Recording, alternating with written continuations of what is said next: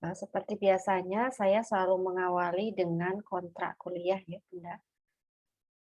Ini adalah menyambung yang kemarin, yang harusnya sudah sekitar 2 minggu kemarin, saya masuk dan belum bisa masuk baru hari ini.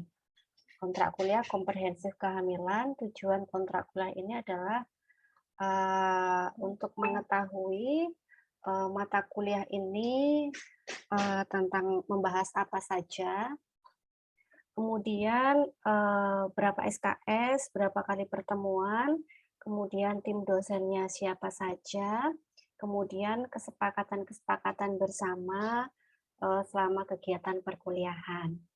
Nah, ini sama juga dengan silabus ya Bunda. Jadi nanti kan saya membagikan dosennya siapa, berapa kali pertemuan, materinya apa saja. Nanti setiap dosen mengampu materi apa, kemudian juga kesepakatan tentang penugasan seperti itu. Nah, sebelumnya perkenalkan saya, nama saya Ermaret Maningtyas. Saya di IK Strada sejak tahun 2011 sampai sekarang. Kemudian beberapa pelatihan terakhir yang saya ikuti yang berkaitan dengan pendidikan yaitu tentang pelatihan pekerti seperti itu. Kalau untuk yang di pelayanan saya sangat lama sekali tidak ikut. Ini mau ikut MU karena sudah mau habis kartu anggota IPI tahun 2022 ini kalau tidak salah habis. Sedang pendaftaran untuk 2023 habis sudah didaftarkan untuk MU seperti itu. Kemudian pernah bekerja di Rumah Sakit DKT Kediri selama 3 tahun, pernah menjadi pengurus ranting IPI Pendidikan. Mungkin kalau kelas di C3 ini kan saya lihat banyak alumni, mungkin beberapa sudah kenal gitu. Dan jika alumni, saya ucapkan terima kasih sudah bergabung kembali bersama kami. Dan bunda-bunda yang mungkin masih pertama juga gabung dengan kami IK Strada, selamat datang di IK Strada. Semoga kegiatan perkuliahannya berjalan dengan lancar dan enjoy ya Bunda ya. Oke. Kemudian untuk alamat saya di IK Strada, saya di profesi bidan ya Bunda. Jadi prodi saya ada di home base-nya ada di profesi, pendidikan profesi. Kalau rumah saya sekitar 7 km dari kampus Bunda, karena ini work from home jadi jarang ke rumah.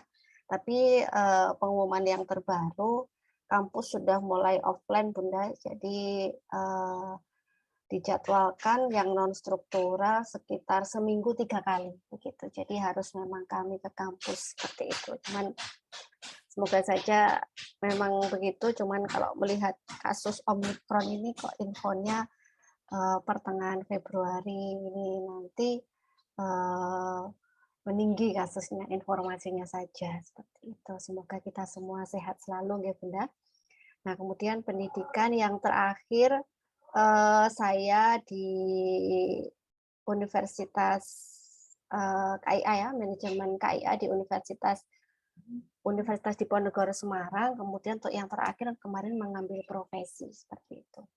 Ya, ini beberapa nanti misalkan Bunda mau berkenan bergabung untuk Facebook saya Rafael Dawa, Instagram ermaretna26, kemudian alamat email erma.retna26@gmail, kemudian WhatsApp ini ada nomor XL saya, tapi juga ada nomor simpati, cuma nomor XL lebih untuk kegiatan perkuliahan Bunda ya, karena langsung connect dengan laptop Bunda. Jadi kalau mau share materi, share apa, saya pakai nomor XL. Cuman kalau untuk sehari-hari biasanya juga pakai nomor simpati sampai dua-duanya aktif.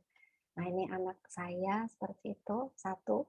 Nah mungkin itu perkenalan dari saya. Nah mungkin dari bunda-bunda semua di sini rata-rata dari mana Bunda? Ada yang dari luar Pulau Jawa atau dari Kediri sini saja? Luar Pulau Jawa ada. Dari Tangerang, Bu. Tangerang, luar Pulau Jawa. Luar Pulau Jawanya mana, Bunda? Kalimantan, Bu. Kalimantan. Sulawesi, Bu. Kalimantan, Sulawesi. Untuk Bunda Nurhayati, saya kok tidak asing ya? Kayaknya pernah ketemu atau bagaimana? Bunda Nurhayati dari Saya baru, Bu. Oh, baru. Iya, Iya. oke. Baik, karena mungkin sering ini ya, banyak via Zoom seperti itu. Tapi kayaknya Iya. kok enggak. Bunda dari mana? Dari luar Pulau Dari Jawa?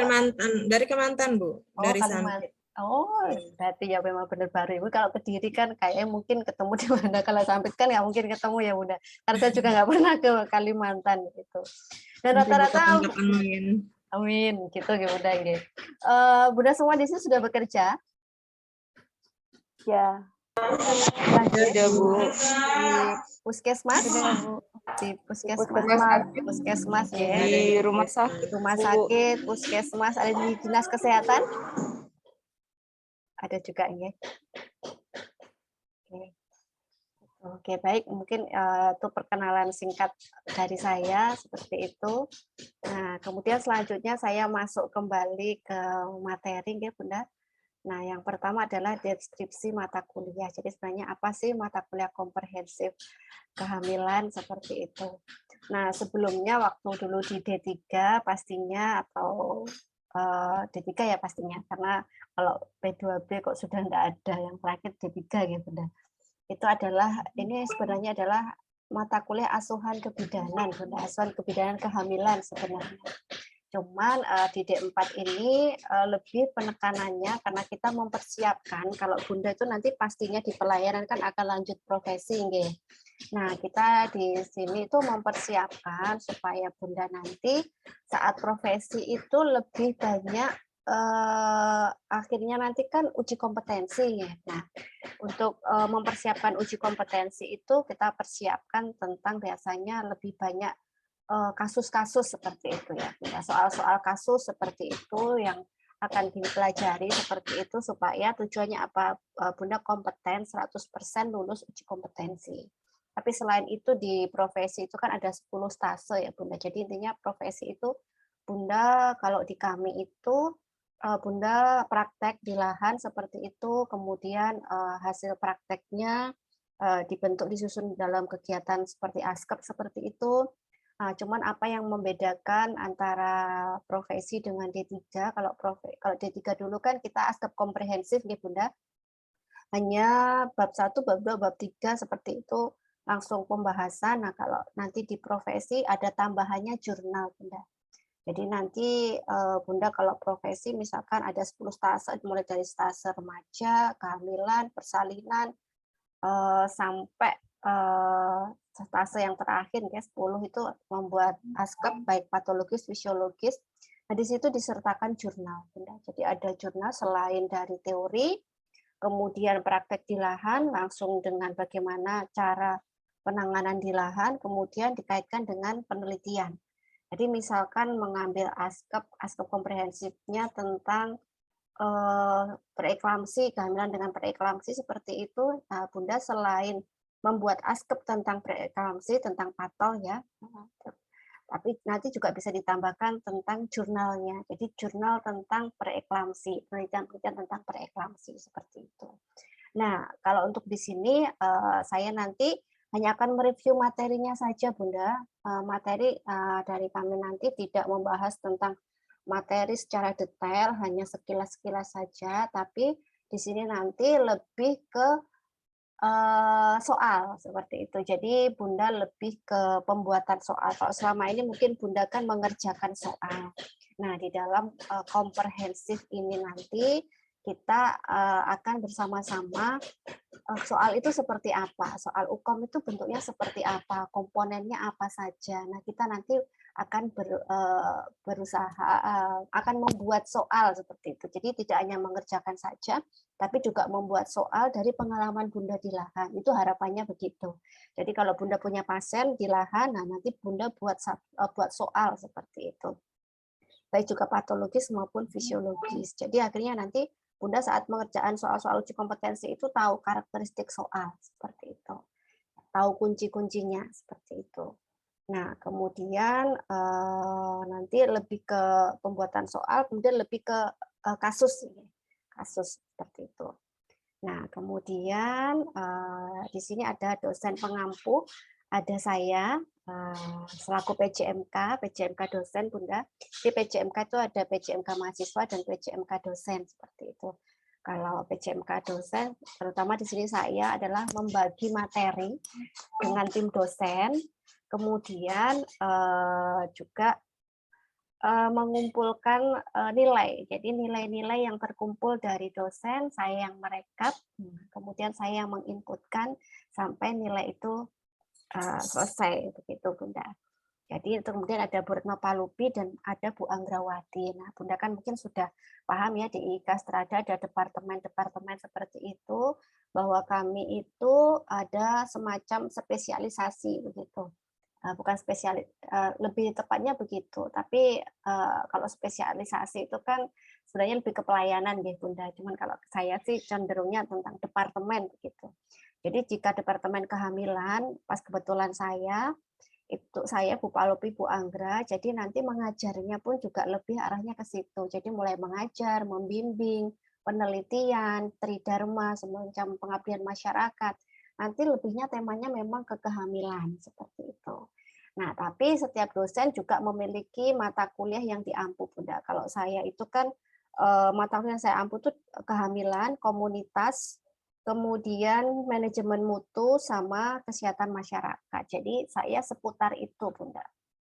Jadi misalkan Bunda pas pembimbingnya saya, memang saya menyarankan untuk kehamilan, tapi misalkan di luar kehamilan bisa juga itu, tapi tentang manajemen mutu, tentang komunitas. Nah, komunitas itu mungkin tentang peran kader, tentang peran bidan seperti itu, tidak di luar itu. Nah, Bunda juga Bu Retno Palupi juga begitu. Bu Retno Palupi itu mengampu mata kuliah Askep bayi dan anak komunitas kehamilan. Jadi nanti Bunda temanya jika mendapatkan pembimbing Bu Retno Palupi bisa anak, bisa kehamilan, bisa juga komunitas. Nah, kemudian untuk Bu Anggra ini kompetensinya departemennya persalinan, kehamilan, sama satunya dua kalau tidak salah yang untuk mata kuliah uji kompetensi. Jadi nanti kalau pembimbingnya Bu Anggra bisa ke persalinan, bisa ke kehamilan seperti itu. Nah, itu adalah tim dosen pengampunya ya Bunda. Nah, kemudian komprehensif kehamilan ini terdiri dari 3 SKS, Bunda. Nah, sedangkan jumlah tatap mukanya itu 1 semester itu memang ada 6 bulan, tapi untuk tatap muka pembelajaran itu hanya mengambil 16 minggu saja, Bunda. Nah, sedangkan sebenarnya Bunda kan totalnya 1 tahun. Nah, 1 tahun kan 12 bulan. Nah, dibagi 2 semester ya. Nah, dalam 1 tahun kan Bunda tidak hanya tatap muka ya, juga ada penelitian, ada proposal, ada kegiatan yang lainnya seperti itu. Nah, untuk 1 semester itu kita hanya ambil 16 minggu. Nah, 16 minggu itu dibagi menjadi 1 kali ujian tengah semester, 1 kali ujian akhir semester. Nah, jadinya tinggal 14 kali tatap muka. Tapi karena Bunda sistemnya blok ya, kemarin kan Bunda di blok ya. Jadi tidak tiap minggu. Nah, harusnya kan tiap minggu. Kalau bukan sistem blok atau bukan kelas kerjasama atau kelas khusus itu biasanya tiap minggu kuliah, Bunda. Jadi minggu pertama kuliah, minggu kedua kuliah sampai 16 minggu. Tapi kan Bunda kemarin dimanfaatkan hanya menjadi 8 minggu ya kalau tidak salah. Tapi meskipun dimanfaatkan itu tidak mengurangi jumlah jam yang ditargetkan. Nah, jadinya begini, 3 SKS itu ini hitungan lama yang saya pakai ya Bunda ya. 3 SKS itu kalau hitungan lama, 1 SKS-nya itu 50 menit untuk teori, kemudian 100 menit untuk praktek, 150 atau 200 untuk praktek lahan. Karena teori ini jadi diambil yang 50 menit. Nah, karena 3 SKS berarti 50 kali 3, 150 menit sekali tatap muka selama 1 minggu selama 16 minggu, dikurangi UTS dan UAS.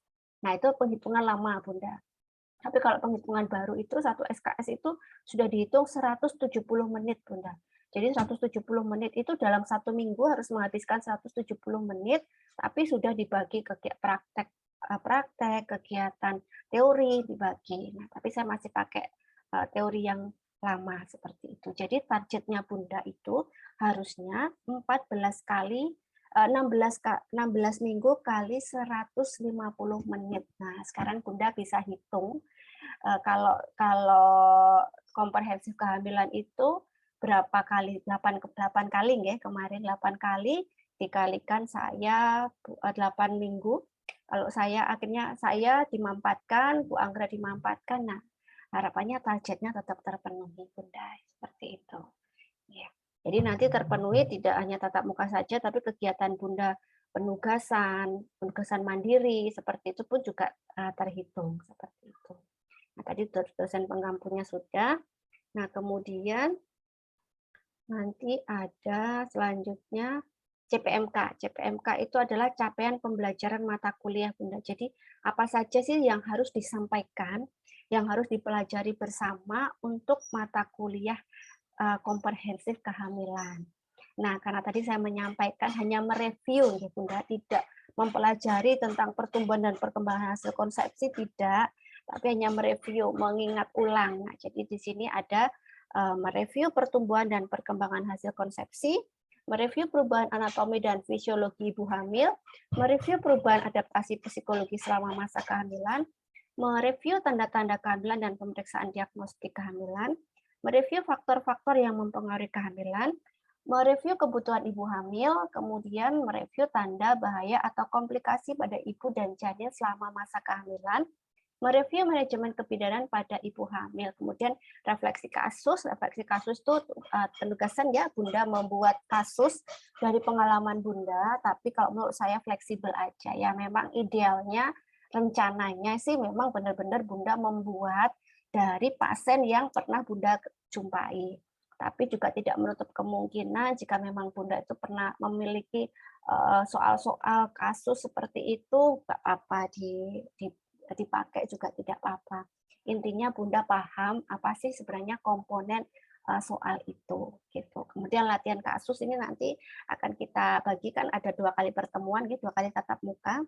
Itu nanti pertemuan tatap muka nanti kita akan ada pembelajaran semacam sinkronus dan asinkronus Bunda ya kalau online itu. Kalau offline kan ya intinya kita hanya tatap muka, praktek sama teori sama praktek lahan. Tapi karena kita masih masa pandemi ini hanya online, kita hanya memiliki 2 metode yaitu sinkronus dan asinkronus seperti itu. Yang dikatakan apa? Jadi intinya seperti ini dalam jaringan. Jadi kita tatap muka tapi di dalam jaringan. Nah, satu metode itu. Kemudian ada juga metode yang nanti tatap muka kedua, Bunda mengerjakan ada kegiatan perkuliahan tapi tidak ada tatap muka. Memang Bunda mengerjakan, contohnya mengerjakan nanti soal kasus 20 soal kasus. Nah, Bunda itu juga kegiatan perkuliahan, tapi tidak ada tatap muka. Nah, tapi di dalam jaringan ya, seperti itu. Ada juga Bunda di rumah, tanpa di dalam jaringan. Bunda mengerjakan, nah, itu juga salah satu metode-metode atau bentuk kegiatan perkuliahan. Kalau seperti ini kan ada tatap muka bersama-sama seperti itu. Jadi dikenal sinkronus dan asinkronus. Ada polisinkronus begitu. Banyak ya Bunda macamnya seperti itu. Nah, kemudian itu tadi, nah ini adalah pembagian dari beberapa tadi, dari 8 tadi ya, sebenarnya ada 8 CPMK, 9, 10 ini kan sama saja ya, untuk yang 11, 10 kan berlaku untuk semuanya. Baik tiga dosen semuanya ada refleksi kasus, ada latihan kasus karena memang penekanannya pada mata kuliah komprehensif ini poin ke-9 dan 10, sedangkan poin CPMK 1 sampai 8 itu kita hanya mereview, mengingat kembali gitu.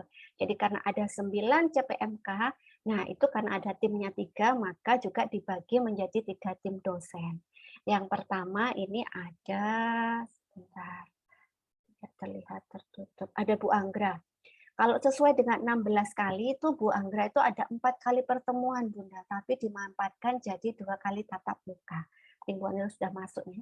Nah Bu Anggra itu dapatnya apa saja materinya? Nah ini Bu Anggra dapat materi review pertumbuhan dan perkembangan hasil konsepsi, kemudian perubahan adaptasi psikologi selama masa kehamilan, mereview ya Bunda. Kemudian review perubahan anatomi dan fisiologi ibu hamil seperti itu, kemudian refleksi kasus. Nah, kemudian itu saja ya dari Bu Anggra pokok bahasan. Nah, kemudian selanjutnya ada Bu Palupi, Bu Retno Palupi Yunisiwi, pokok bahasan atau CPMK-nya adalah mereview tanda-tanda kehamilan dan pemeriksaan diagnostik kehamilan, kemudian mereview kebutuhan ibu hamil, kemudian refleksi kasus ya, kemudian itu tadi review faktor-faktor yang mempengaruhi kehamilan. Bu Retno Palupi Yonisiwi sesuai jika 16 kali tatap muka itu 5 kali, tapi dimanfaatkan kita di sistem blok menjadi 2 kali tatap muka. Kemudian untuk saya sendiri yaitu review tanda bahaya atau komplikasi pada ibu dan janin selama masa kehamilan. Kemudian take home refleksi kasus, jadi Bunda membuat kasus seperti itu. Nah, kemudian selanjutnya latihan soal. Nah, kemudian review manajemen kebidanan pada ibu hamil. Kalau untuk yang dulu, saya manajemen itu Bunda ada penugasan membuat praktek, membuat askep, tapi saya rasa tidak perlu ya Bunda, nanti Bunda terlalu berat, nanti Bunda jadi cukup membuat soal saja nanti tugasnya. Nah, dan itu sudah saya hitung sebagai ujian akhir semester Bunda ya, untuk membackup jika nanti review latihan soal Bundanya mungkin nilainya turun seperti itu, karena kan biasanya Bunda sambil bekerja ya, tidak fokus mengerjakan 20 soal, karena sambil bekerja akhirnya mungkin nilainya kurang seperti itu, nanti tugasnya itu yang akan membantu nilai Bunda seperti itu. Jadi nanti tidak ada ujian akhir semester, cukup latihan, cukup penugasan itu dan juga latihan soal seperti itu, dan nanti untuk ujian akhir semesternya kita tetap ada, cuman hanya absensi saja. Seperti Bunda hanya cukup absensi saja, mengumpulkan bukti penugasan seperti itu, mengumpul absensi mulai dari pertemuan 1 sampai pertemuan 7 di saya seperti itu. Saya harusnya juga 5 kali pertemuan, tapi dimanfaatkan menjadi 2 kali tatap muka. Nah, kemudian ini rencana pembelajaran tadi Bunda yang 16 minggu itu dengan 8 CPMK itu saya breakdown seperti ini, saya bagi menjadi tim dosennya. Minggu 1, minggu 2, 3, 4, 5, 6, 7, 8, 9, sampai 16 ini pada minggu ke-8 itu UTS harusnya, pada minggu ke-16 UTS. Karena kita sistem blok, kita UTS-nya atau UAS-nya langsung di belakang ya Bunda, tapi kadang tidak ada UAS, hanya langsung penugasan saja, itu sudah dianggap ujian akhir semester seperti itu. Nah, nanti ini rencananya pembelajaran, jadi pada minggu 1, minggu ke-12, 13, 14, 15 itu saya, kemudian untuk minggu kedua 3, 4, 5 itu Bu Anggra, 6, 7, 9, 10, 11 itu Bu Retno Palupi. Ini yang memang seharusnya ya Bunda ya. Cuman kan kita hanya 8 minggu saja. 8 minggu saja hanya Bu Anggra 2 kali, saya 2 kali, Bu Palupi 2 kali. Seperti itu dengan materi yang sudah ada di sini, yang sudah saya bagi. Seperti itu. Nah, kemudian dari rencana pembelajaran dengan tim, kemudian saya breakdown lagi khusus untuk saya. Nah, khusus untuk saya breakdown seperti ini Bunda. Jadinya untuk saya ada 5 kali tatap muka ya Bunda ya. Jadi ada 1 kontrak kuliah. Nanti hari ini kontrak kuliah. Jadi ada review materi, refleksi kasus, latihan soal, ujian akhir semester. Nah, nanti kan ada 2 kali tatap muka ya. Untuk sekarang ini nanti kita menghabiskan ini Bunda. Nomor 1, pertemuan 1 ke 2 ini adalah tatap muka pertama Bunda. Nah, kemudian untuk 3 dan ke-4, nanti pertemuan 3 dan ke-4 ini Bunda mengerjakan di rumah. Gitu ya. Ini 1, 2 Bunda ketemu sama saya di ruang Zoom seperti itu. Refleksi kasus Bunda mengerjakan 3 dan 4 ini di rumah, tidak dalam jaringan. Bunda mengerjakan di rumah saja. Nah, kemudian di sini diupload nanti Bunda ya. Jadi kalau nanti Bunda sudah selesai mengerjakan tugas pada pertemuan 3 ke 4, Bunda upload nanti tugasnya. Nah, kemudian latihan soal tatap muka kedua Bunda. Latihan soal kasus nanti ada 20 soal. Jadi nanti kita sesuaikan saja Bunda jamnya, misalkan jam 14 sampai jam 5 ya. Link itu akan terbuka mulai dari jam 2 sampai jam 5. Jam 5 nanti akan tertutup secara otomatis seperti itu. Supaya apa? Supaya kita membatasi ya Bunda ya, artinya tidak berlarut-larut nanti seperti itu. Supaya kita bisa hari ini selesai begitu. Jadi nanti untuk tatap muka kedua hanya mengerjakan 20 soal kasus itu aja. Nah, kemudian nanti ada ujian akhir semester, Bunda hanya absensi saja, absensi dari pertemuan 1, 2, 3, 4, dan 5. Salah satu juga bukti screenshot bahwa Bunda sudah mengumpulkan tugas. Takutnya apa, Bunda? Kenapa saya seperti itu? Mungkin setiap dosen metodenya berbeda, tapi kalau untuk saya seperti itu. Karena kita via Zoom, Bunda. Kadang saat Zoom tuh saya nggak pernah tahu, mungkin waktu selama kegiatan perkuliahan itu kan offline, tidak tampak ya intinya. Saya tidak masalah, Bunda, sebenarnya itu hanya proses saja. Tapi setidaknya kan memang benar-benar ada proses ya, karena saya tidak bisa memantau satu persatu. Jadi benar-benar ada proses, Bunda. Jangan sampai nanti ini proses perkuliahannya mungkin ada yang beberapa tidak ikut. Nah, tapi nanti tiba-tiba muncul nilai. Nah, jadi intinya ada ini ya, ada proses juga ada hasil begitu, tuh, Bunda. Oke, nah nanti hari kemarin Bunda sudah gabung kan, ya? Sudah gabung ke ini Google Classroom ya, Bunda. Seperti itu. Nah, nanti sebelum saya jelaskan berikutnya, saya selesaikan dulu. Nah, kemudian evaluasinya, nanti ada ujian akhir semester, nah itu termasuk nanti Bunda mengerjakan tugas, itu termasuk sudah ujian akhir semester. Kemudian ada refleksi soal tadi, memang karena memang tujuan komprehensif ini sebenarnya kan latihan soal-soal itu, Bunda, nanti cukup 20 saja. Dan tugas itu tadi juga sudah termasuk sebagai UAS, jadi UAS nanti gabungan dari nilai tugas dan nilai dari latihan soal. Kemudian absensi itu tadi, saya tidak membatasi absensi, Bunda, tapi makanya nanti Bunda saat nanti mengisi ujian, link absensi ujian akhir semester, Bunda gunakan kesempatan itu sebaik-baiknya. Karena saya tidak mengabsen harus yang ini harus selalu tidak, karena saya bisa memahami ya terkait jaringan, kemudian juga terkait mungkin mendadak Bunda ada inpartu. Nah, tugas Bunda itu kan tidak bisa harus kekeh harus ikut gitu ya, karena kan Bunda berkaitan dengan nyawa, kalau ada infartu ya mau nggak mau sepenting apapun kan pasti ditinggal untuk menolong infartu terlebih dahulu. Tapi Bunda jangan khawatir, jika Bunda misalkan karena jaringan atau tiba-tiba ada infartu atau keperluan mendadak yang tidak bisa ditunda, harus mungkin tidak bisa ikut, atau mungkin karena sesuatu hal, ini nanti kan sudah saya rekam, Bunda ya, sudah saya record. Nah, hasil record ini nanti akan saya upload di YouTube, Bunda. Jadi Bunda sewaktu-waktu bisa memutar ulang. Nah, meskipun Bunda mengikuti ternyata mungkin putus-putus, nah Bunda bisa memutar ulang di YouTube nanti. Nah, untuk saya, karena sebagai laporan juga Bunda ya, karena nanti takutnya ada evaluasi ya dari pusat seperti itu, bentuknya apa kegiatan perkuliahan. Nah, makanya kita dari Zoom itu, kemudian kita upload di YouTube itu sebagai bukti nyata ya. Karena kalau Zoom kan, kalau Zoom-nya selesai kan tidak bisa ditelusuri lagi, Bunda. Prosesnya seperti apa, itu nanti sudah saya upload di YouTube. Nah, nanti Bunda absensinya di YouTube. Absensi di YouTube nanti saya akan share ke PJMK. Nanti Bunda cukup menulis nama, NIM, dan menulis komentar, NIM, dan nama Bunda, seperti itu. Itu berlaku untuk semuanya, Bunda, dan Bunda jangan lupa untuk komentar dan subscribe. Subscribe di sini bukan saya YouTuber, tidak, Bunda, seperti hanya laporan saja bahwa salah satu metode dalam perkuliahan yang saya unggulkan itu adalah YouTube untuk saya. Mungkin setiap dosen berbeda ya, Bunda, tapi kalau saya untuk rekam jejak digital, Bunda ya, bagaimana proses pembelajaran yang online ini, cara menelusurinya seperti apa. Nah, kalau saya untuk rekam jejak digital, selain Google Classroom itu kan nanti bisa dilihat adanya ada peninjauan begitu, seperti apa kegiatan perkuliahan selama online, seperti itu kan bisa ditelusuri dari Google Classroom, ada kegiatan di situ.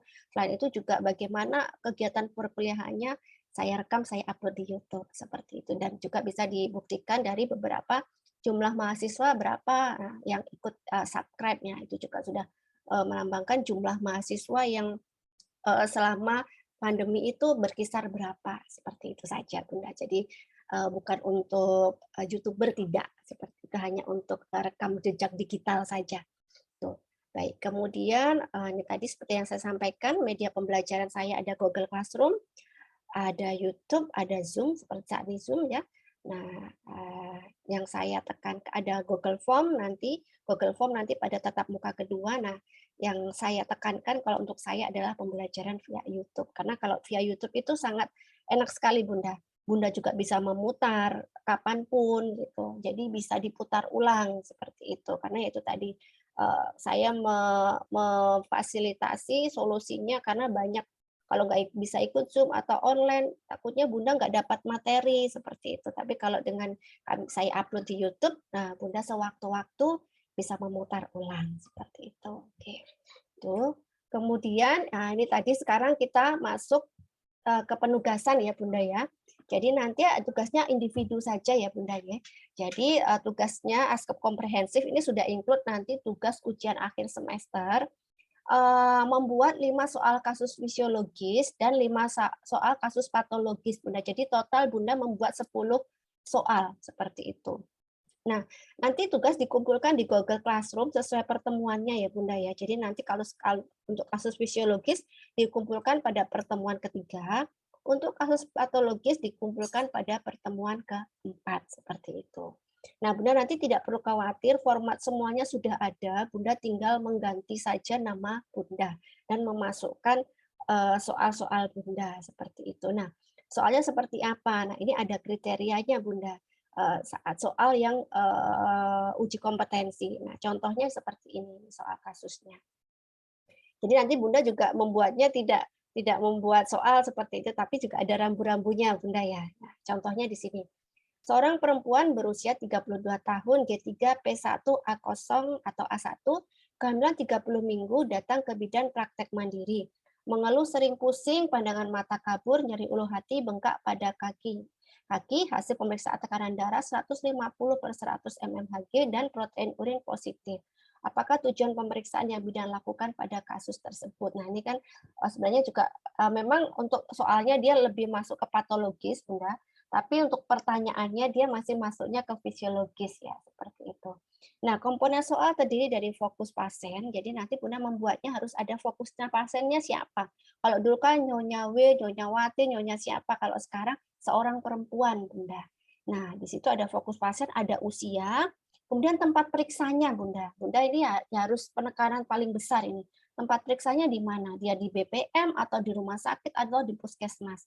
Karena harus perlu kita ingat tempat periksa itu menentukan sekali dalam kita memberikan tindakan ya Bunda ya. Kalau di BPM mungkin kan tindakannya rujuk seperti itu. Tapi kalau sudah di puskesmas, nah kita lihat kan ponet atau puskesmas seperti apa. Kalau sudah ponet kan kita tidak, ya mungkin bisa dirujuk lagi atau di rumah sakit kan mungkin langsung tindakan.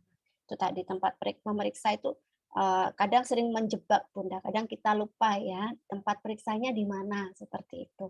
Kemudian ada diagnosa secara umum. Jadi ini diagnosa secara umumnya. G3, P1, A1. Nah, ini boleh kita tidak mendiagnosa kalau pertanyaannya kita tanyakan. Misalkan bagaimana diagnosa atau misalkan dalam penulisan misalkan G3, P1 penulisan kehamilan ya, diagnosa kehamilan boleh kita tidak menanyakan. Tapi rata-rata di sini kalau kita kebanyakan sudah ada diagnosa seperti ini ya Bunda, karena untuk membedakan pasien hamil kalau sudah kehamilan tuh pasti ada yang namanya grafik ya, kita pasti tulis G3 seperti itu. Kalau nifas itu berarti P1, A1 seperti itu. Kemudian diagnosa umum, keluhannya ada data subjektif dan data objektif. Nah, kadang keluhannya juga menjebak Bunda. Sebenarnya kadang kita fokusnya data subjektif, data objektif itu kadang biasanya banyak sekali di dalam soal itu banyak sekali. Nah, makanya kita harus penekanannya pertanyaannya apa. Jadi fokusnya itu pertanyaannya apa, Bunda. Baru kita lihat soal seperti itu. Karena kadang tips-tips untuk supaya kita itu cepat tidak terjebak pada soal seperti itu. Jadi lebih efektif itu kita baca pertanyaannya dulu itu apa, fokusnya apa, baru setelah kita fokus kita cari setelah tahu pertanyaannya kita pasti akan bisa lebih fokus mana yang harus kita perhatikan seperti itu Bunda. Nah, karena sekali lagi untuk uji kompetensi, soal-soal uji kompetensi itu Bunda berbasis waktu ya Bunda ya. Satu soal itu 1 menit Bunda. Nah, itu satu soal 1 menit dan kita biasanya kalau soalnya mudah gampang. Soal mudah itu kita baca soal, kemudian sebelum kita melihat pilihan ganda A, B, C, dan D, E, kita sudah punya jawaban. Dan jawaban kita itu sudah sesuai dengan yang ada. kita menjawab ini dan begitu kita lihat A, B, C, D, dan DE-nya, ternyata ada. Nah, itu pasti yakin 100% benar kan Bunda. Nah, itu. Nah, kemudian ada juga tipe-tipe soal yang menjebak. Soal-soal yang menjebak itu apa? Saat kita baca soalnya, nah, kemudian kita lihat pilihan gandanya itu kok tidak ada. Kita ragu-ragu. A kayaknya benar, B kayaknya benar, C kayaknya benar. Nah, di situ akhirnya kita terjebak. Kita ini terjebak sama soal. Jadi nggak terasa kita membahas soal berusaha karena penasaran tadi, mencari waktunya lama-lama ternyata bisa habis 3 menit, Bunda. Nah, sedangkan kita masih punya soal-soal yang lain seperti itu. Itu yang biasanya menghabiskan waktu dan sudah kita lama, toh yang kita kerjakan ternyata kita jawab belum tentu benar seperti itu. Nah, kemudian juga ada kategori soal yang sulit, Bunda. Kategori soal yang sulit itu kita baca soalnya mungkin juga sudah bingung atau mungkin bisa dikatakan tidak tahu jawabannya. Nah, kemudian saat kita melihat jawabannya pun juga tidak tahu jawabannya gitu. Jadi kalau yang seperti itu mendingan ditinggal saja atau langsung aja dikerjakan, Bunda. Karena nanti kalau kita udah kayak gitu, kalau kita baca lagi, kerjakan lagi, itu waktu lagi, Bunda. Seperti itu. Nah, kalau ketemu soal sulit itu kita adalah doa ya, Bunda ya. Saat kita berdoa, mau ujian kita berdoa, nah itu salah satu keajaiban. Pas yang saat kita pilih, pas yang benar seperti itu. Nah, jadi tipsnya kalau estimasinya untuk soal-soal uji kompetensi itu kalau tidak ada perubahan ya Bunda ya, 50% itu kategori soalnya mudah, Bunda. Jadi 50% soal kategori mudah itu bagaimana? Artinya diharapkan dari 100% itu 50% Bunda itu benar, menjawab dengan benar seperti itu. Bunda udah dapat 50% benar. Jadi 50% Bunda sudah pasti betul. Nah, kemudian selanjutnya ada soal yang kategori cukup yang saya tadi. Cukup itu ada biasanya 30%. Nah, estimasinya Bunda bisa mengerjakan 15% atau 50% dari 30% soal tadi. Benar, katakanlah Bunda dapat 15 soal. Bunda udah punya berapa? 50% ditambah 15 udah 65. Nah, udah dapat 65%. Nah, kemudian ada soal yang kategori susah 20%. Nah, 50%-nya 10 soal atau 10%. Nah, 10% kita tambahkan 75%, Bunda sudah jawabannya benar dan sudah bisa dikatakan Bunda kompeten atau Bunda lulus. Nanti didukung dengan IPK Bunda. Nah, seperti itu ya Bunda ya. Jadi harapannya begitu. Jadi harapannya yang 35% itu kita menganggapnya mengerjakan salah lah seperti itu. Karena saya yakin Bunda sudah memiliki banyak pengalaman ya di lahan seperti itu Bunda. Jadi intinya Bunda hanya perlu ini saat mengerjakan uji kompetensi itu fresh seperti itu ya Bunda, dalam keadaan fresh. Jika karena fresh itu saat membaca soal itu bisa fresh cepat Bunda seperti itu. Kalau itu saja sebenarnya kuncinya, karena Bunda sudah benar-benar memberikan sering mendapatkan kasus-kasus, tentunya nggak akan susah untuk mengerjakan soal uji kompetensi. Biasanya yang membuat susah itu ya karena tadi, karena dibatasi waktu. Contohnya itu tadi, Bunda terjebak dengan soal, makanya tipsnya tuh kerjakan yang mudah dulu Bunda. Yang susah dilewati atau diklik ragu-ragu, atau kalau enggak tidak usah dijawab. Seperti itu, baru nanti kalau waktunya sisa diulang kembali. Yang ragu-ragu tadi dilihat lagi, seperti itu tipsnya. Kadang takutnya apa? Kita lupa, terjebak oleh soal-soal yang mudah, akhirnya waktunya habis, sudah tinggal katakanlah 50 menit lagi Bunda masih mengerjakan dapat 50 soal. Harusnya 50 soal yang bisa dikerjakan dengan mudah karena Bunda udah waktunya mepet, terburu-buru, akhirnya yang harusnya benar jadinya salah. Seperti itu ya Bunda. Nah, tapi ada tips juga penekanan Bunda, apa bedanya profesi sama D3 kebidanan ya untuk soalnya. Kalau contoh ini yang saya berikan contoh-contoh ini kan sebenarnya masih untuk soal-soal D3 ya Bunda ya. Tapi kalau untuk soal profesi sih memang masih banyak dibuat ya sekarang karena memang masa peralihan ya Bunda. Itu bedanya soalnya begini, contohnya tentang persalinan ya, nyeri persalinan Bunda. Ya pertanyaannya sama seperti ini, seorang perempuan atau seperti itu sama, cuman biasanya pertanyaannya kalau untuk D3 itu dengan nyeri persalinan itu penata laksanaannya apa gitu ya. Jadi dengan ibu hamil yang mengalami nyeri punggung. Nah, seperti nyeri punggung atau nyeri persalinan, penata laksanaannya apa? Biasanya kan jawabannya di masase atau di apa. Nah, tapi kalau untuk yang profesi, itu pertanyaannya beda, Bunda. Pertanyaannya itu adalah apa yang menyebabkan nyeri, gitu. Jadi bukan penata laksanaan lagi, karena kita bukan, kalau penata kan bukan pelaksana ya Bunda ya, karena profesi itu kita kan bukan bidan pelaksana lagi gitu. Nah, tapi di situ kita harus tahu, dengan ibu hamil nyeri atau ibu yang melahirkan nyeri, itu apa yang menyebabkan nyeri? Nah, harus dipegang teorinya dulu Bunda. Dengan kita tahu teorinya, oh yang menyebabkan nyeri itu syaraf ini.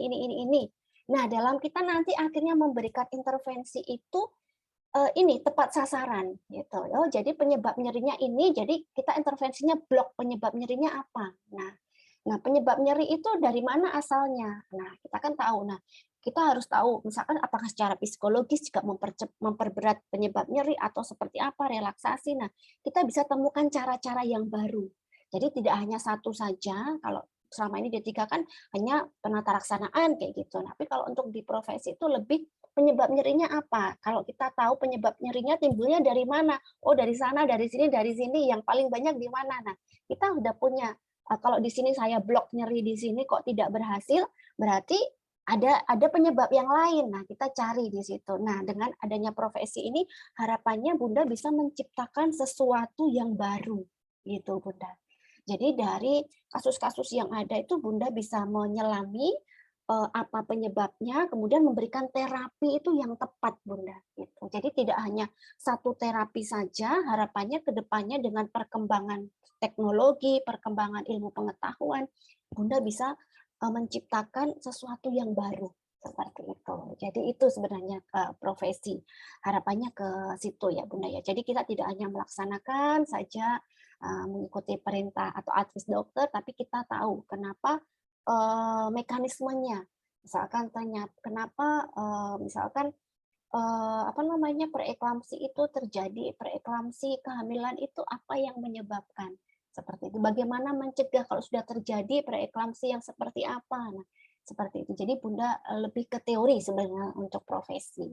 Itu teorinya begitu Bunda. Cuman banyak soal, saya sendiri juga masih belajar juga Bunda untuk membuat soal yang seperti itu, intinya soal-soal yang memang kita benar-benar mencari tahu akar permasalahannya, seperti itu Bunda. Oke, baik. Tuh, nah ini adalah contoh soal kasus. Nah, kemudian ini pembahasannya Bunda. Jadi ada jawaban A, B, C, dan D, itu harus ada rasionalnya. Kenapa saya tidak menjawab A, kenapa saya menjawab E, kenapa tidak menjawab D. Nah, kalau di sini kan jawabannya adalah E, pengenalan komplikasi dan perencanaan persalinan jawabannya. Jadi tujuan pemeriksaan fokusnya seperti itu. Di sini tujuan pemeriksaan bukan kalau yang untuk tensi nadi kan sudah hal-hal yang dilakukan. Tapi penekanannya di sini kan ada sesuatu yang tidak biasa ya Bunda ya. Sesuatu yang bukan normal. Jadi di sini adalah pandangan mata kabur, tekanan darahnya tinggi, protein urin. Nah, jadi pemeriksaannya fokusnya adalah tujuan pemeriksaan di protein urin. Nah, kita lihat untuk pembahasannya di sini. Bentar. Nah, ini adalah pembahasannya. Jadi nanti Bunda juga membuat seperti ini. Kunci masalahnya apa? Di sini adalah adanya tujuan asuhan dalam kunjungan kehamilan seperti itu ya. Jadi tujuan dari kunjungan ulang kehamilan yaitu mendeteksi komplikasi dan mempersiapkan kelahiran kegawat daruratan di mana jadwal kunjungan ulang menurut Fadni yaitu teorinya seperti ini ya Bunda. Jadi nanti Bunda bebas aja. Nanti konsep teorinya boleh langsung ke penyelesaian masalah atau mungkin dari konsep teori kunci masalahnya. Nah, ini sebenarnya bisa di background langsung ya. Sebenarnya kunci masalahnya ini juga memang tujuannya kunjungan di sini adalah tujuan pemeriksaan ya Bunda ya. Bisa dikatakan tujuan kunjungan ulang atau tujuan pemeriksaan sebenarnya. Nah, kemudian penyelesaiannya. Jadi tujuan pemeriksaan yang dilakukan pada kasus tersebut yaitu untuk mendeteksi komplikasi dan mempersiapkan kelahiran dengan melakukan pemeriksaan rutin dan tambahan cek protein urin ya. Jadi mungkin ini kunci masalah sama konsep teorinya agak terlalu luas ya Bunda ya. Nanti konsep teorinya boleh dipersempit lagi sebenarnya. Nah, kemudian jawabannya adalah E, itu pengenalan komplikasi dan perencanaan persalinan. Tujuannya dalam kunjungan ulang itu adalah mendeteksi seperti itu. Jadi komponen pembahasannya itu dari kunci masalah yang diangkat, konsep teori, penyelesaian dan jawaban. Jadi nanti pertanyaannya terserah Bunda. Bunda bebas saja menentukan pertanyaannya apa.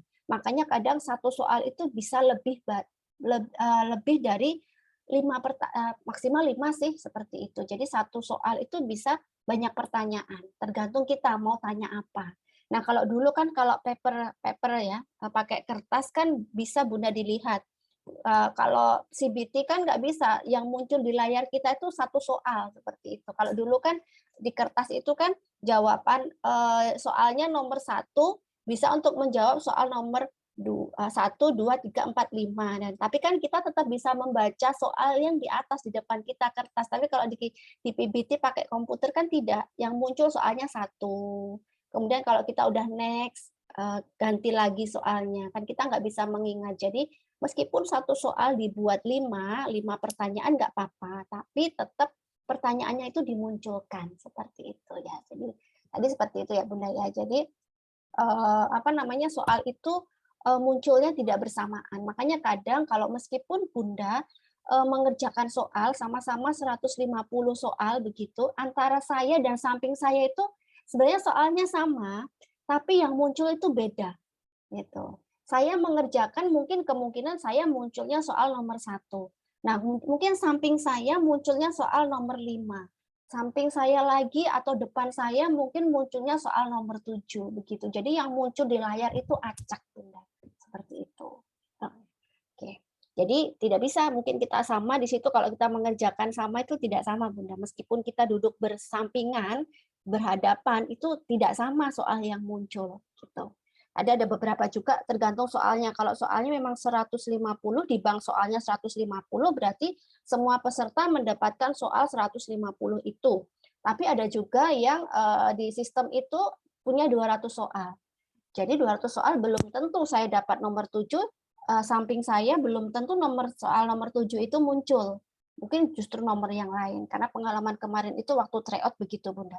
Ternyata ada soal yang saya kerjakan, ternyata saya begitu diskusi setelah selesai tryout, kita tanya-tanya, sharing tadi soal, ternyata ada soal yang tidak keluar, tidak sama, begitu. Itu Bunda ya.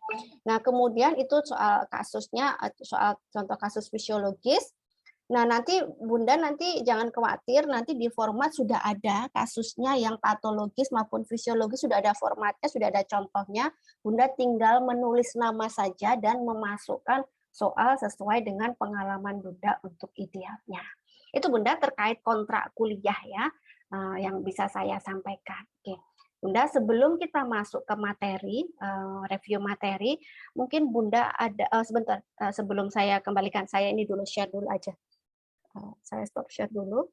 Nah, ini saya masuk ke kontrak kuliah dulu. Saya share. Nah, ini. Nah, Bunda kan sudah bergabung ya di Google Form ya, Google Classroom. Bunda sudah bergabung ya. Mohon maaf nih Bunda, saya gabungkan kelas DC, itu saya gabungkan satu C1, C2, C3 saya gabungkan Bunda, karena memang satu kelas biar nanti input nilainya memudahkan. Cuman untuk kegiatan perkuliahannya tetap satu-satu kelas. Jadi meskipun Google Form-nya itu jadi satu, cuman untuk kegiatan perkuliahannya tetap sendiri-sendiri. DC1 sendiri, DC2 sendiri, DC3 sendiri, hanya Google Form-nya saja yang menjadi satu. Nah, kemarin kan makanya di sini ada banyak ya jumlah yang gabung ya. Ini adalah gabungan dari DC1, DC2, DC3. Nah, ini tadi Bunda sudah bergabung ya. Yang pertama di sini adalah pertemuan 1 kontrak kuliah ya Bunda ya. Nah, ini kemarin ada DC1 sudah, DC2 sudah, dan baru hari ini nanti Bunda kan saat ini DC3. Nah, nanti di sini ada kontrak kuliahnya, Bunda sudah boleh bisa kalau mau ambil materinya atau mungkin tetap tersimpan di sini. Nah, ini di sini ada ya Bunda. Nah, nanti ada format tugas Bunda. Jadi ini ada format tugasnya, ini nanti Bunda tinggal klik aja download. Nah, format tugasnya. Nah, Bunda, ini tugas kasus fisiologis kehamilan. Bunda tinggal download aja, ganti nama Bunda di sini. Penyusunnya siapa, NIM-nya, begitu. Jadi Bunda tidak perlu membuat cover lagi. Nah, ini ada contohnya juga tadi. Nah, contohnya. Nah, kemudian Bunda nih di sini. Nah, ada contoh soal, ada pembahasan. Nah, Bunda membuat di sini. Silakan membuat 5 soal kasus kehamilan fisiologis berdasarkan pengalaman di lahan seperti di contoh di atas atau fleksibel aja. Misalkan Bunda udah punya soal yang nggak apa-apa, dimasukkan saja, cuman formatnya seperti itu. Nah, itu untuk yang fisiologis. Nah, kemudian selanjutnya ada soal untuk yang kasus patologis ya, Bunda ya. Di sini nanti Bunda download juga yang patologis. Nah, di sini nanti Bunda juga tinggal mengganti nama, memasukkan nama Bunda begitu. Nah, kemudian juga ini ada contoh patologisnya seperti solusi plasenta atau apa seperti itu. Ya memang kalau patologis sebenarnya kita merujuk ya Bunda, tapi ya meskipun kita merujuk ya kalau di soal ya kita tetap tahu penata laksanaannya seperti apa, diagnosanya apa. Nah, di situ juga nanti soal kasusnya di sini ditulis 5 seperti itu. Itu Bunda ya terkait format. Nah, nanti biasanya nanti kita ada foto bersama, nanti akan saya upload di sini ya Bunda ya. Nanti, nah kemudian selanjutnya ini adalah kontrak kuliahnya tadi sudah. Kemudian masuk di review materi. Nah, nanti review materi nanti ada tanda bahaya kehamilan selama kehamilan, ada manajemen asuhan seperti CPMK yang sudah saya bagi. Nah, kemudian ini nanti Bunda pertemuan ketiga Bunda upload di sini. Nah, tugas kasus Bunda yang fisiologis Bunda upload di pertemuan ketiga, caranya seperti apa? Bunda tadi sudah download ya dari pertemuan kontrak 1, Bunda isi, Bunda kerjakan 5 soal tadi, kemudian Bunda klik di sini. Nah, di sini Bunda klik, nah Bunda masukkan NIM, misalkan kita tulis NIM-nya seperti itu, kemudian Bunda tulis nama, misalkan contohnya Bunda pilih kelas mana, misalkan Bunda DC3, Bunda pilih DC3. Nah, kemudian upload tugas di sini. Tadi Bunda upload ya, add file seperti ini. Nah, Bunda pilih dari mana. Di mana Bunda menyimpan seperti itu. Nanti kemudian di-upload. Klik open, terus kemudian klik upload seperti itu. Nah, itu nanti kemudian upload. Nanti sudah akan terkirim seperti itu. Nah, begitu juga nanti untuk yang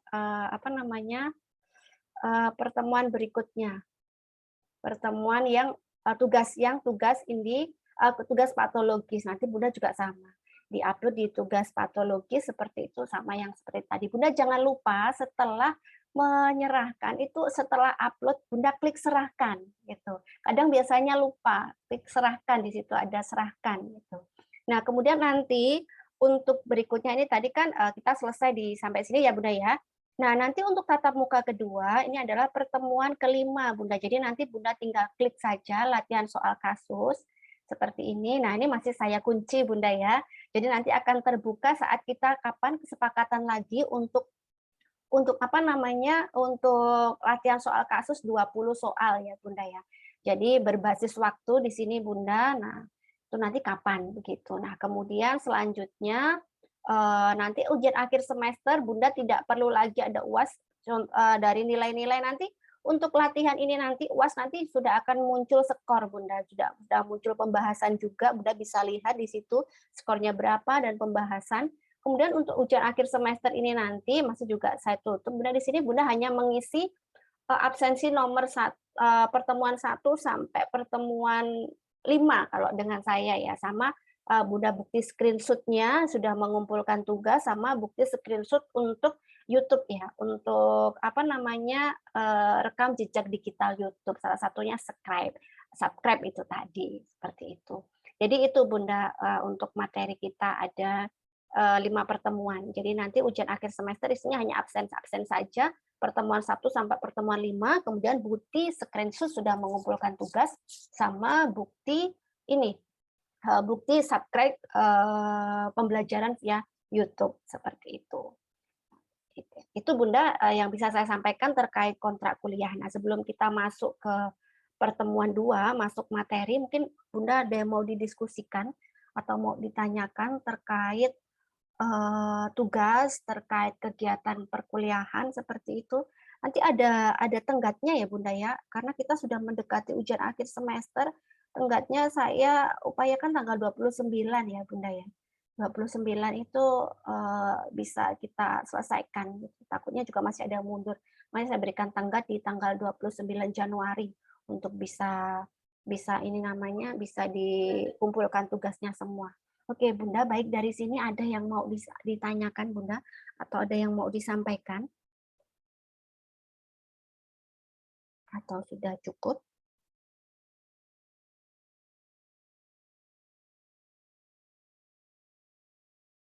Cukup, Bunda?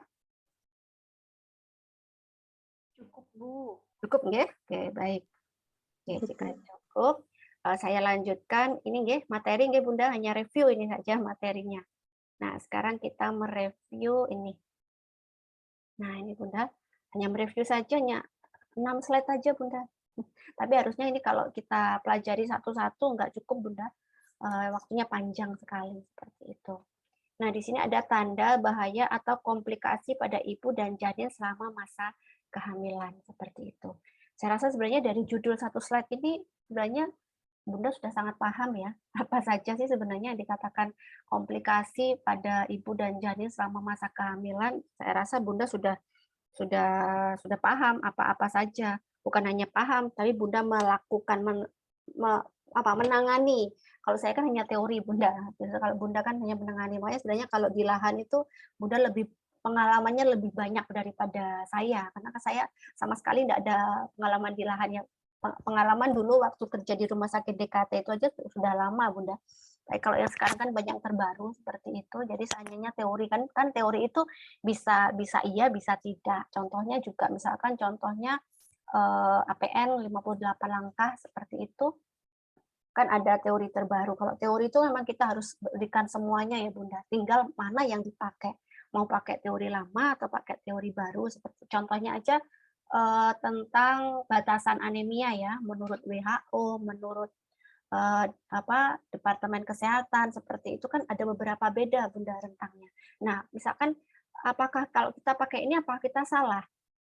Tidak salah, Bunda, benar. Asalkan kita bisa menyebutkan itu dari siapa, referensinya siapa, tahun berapa, itu.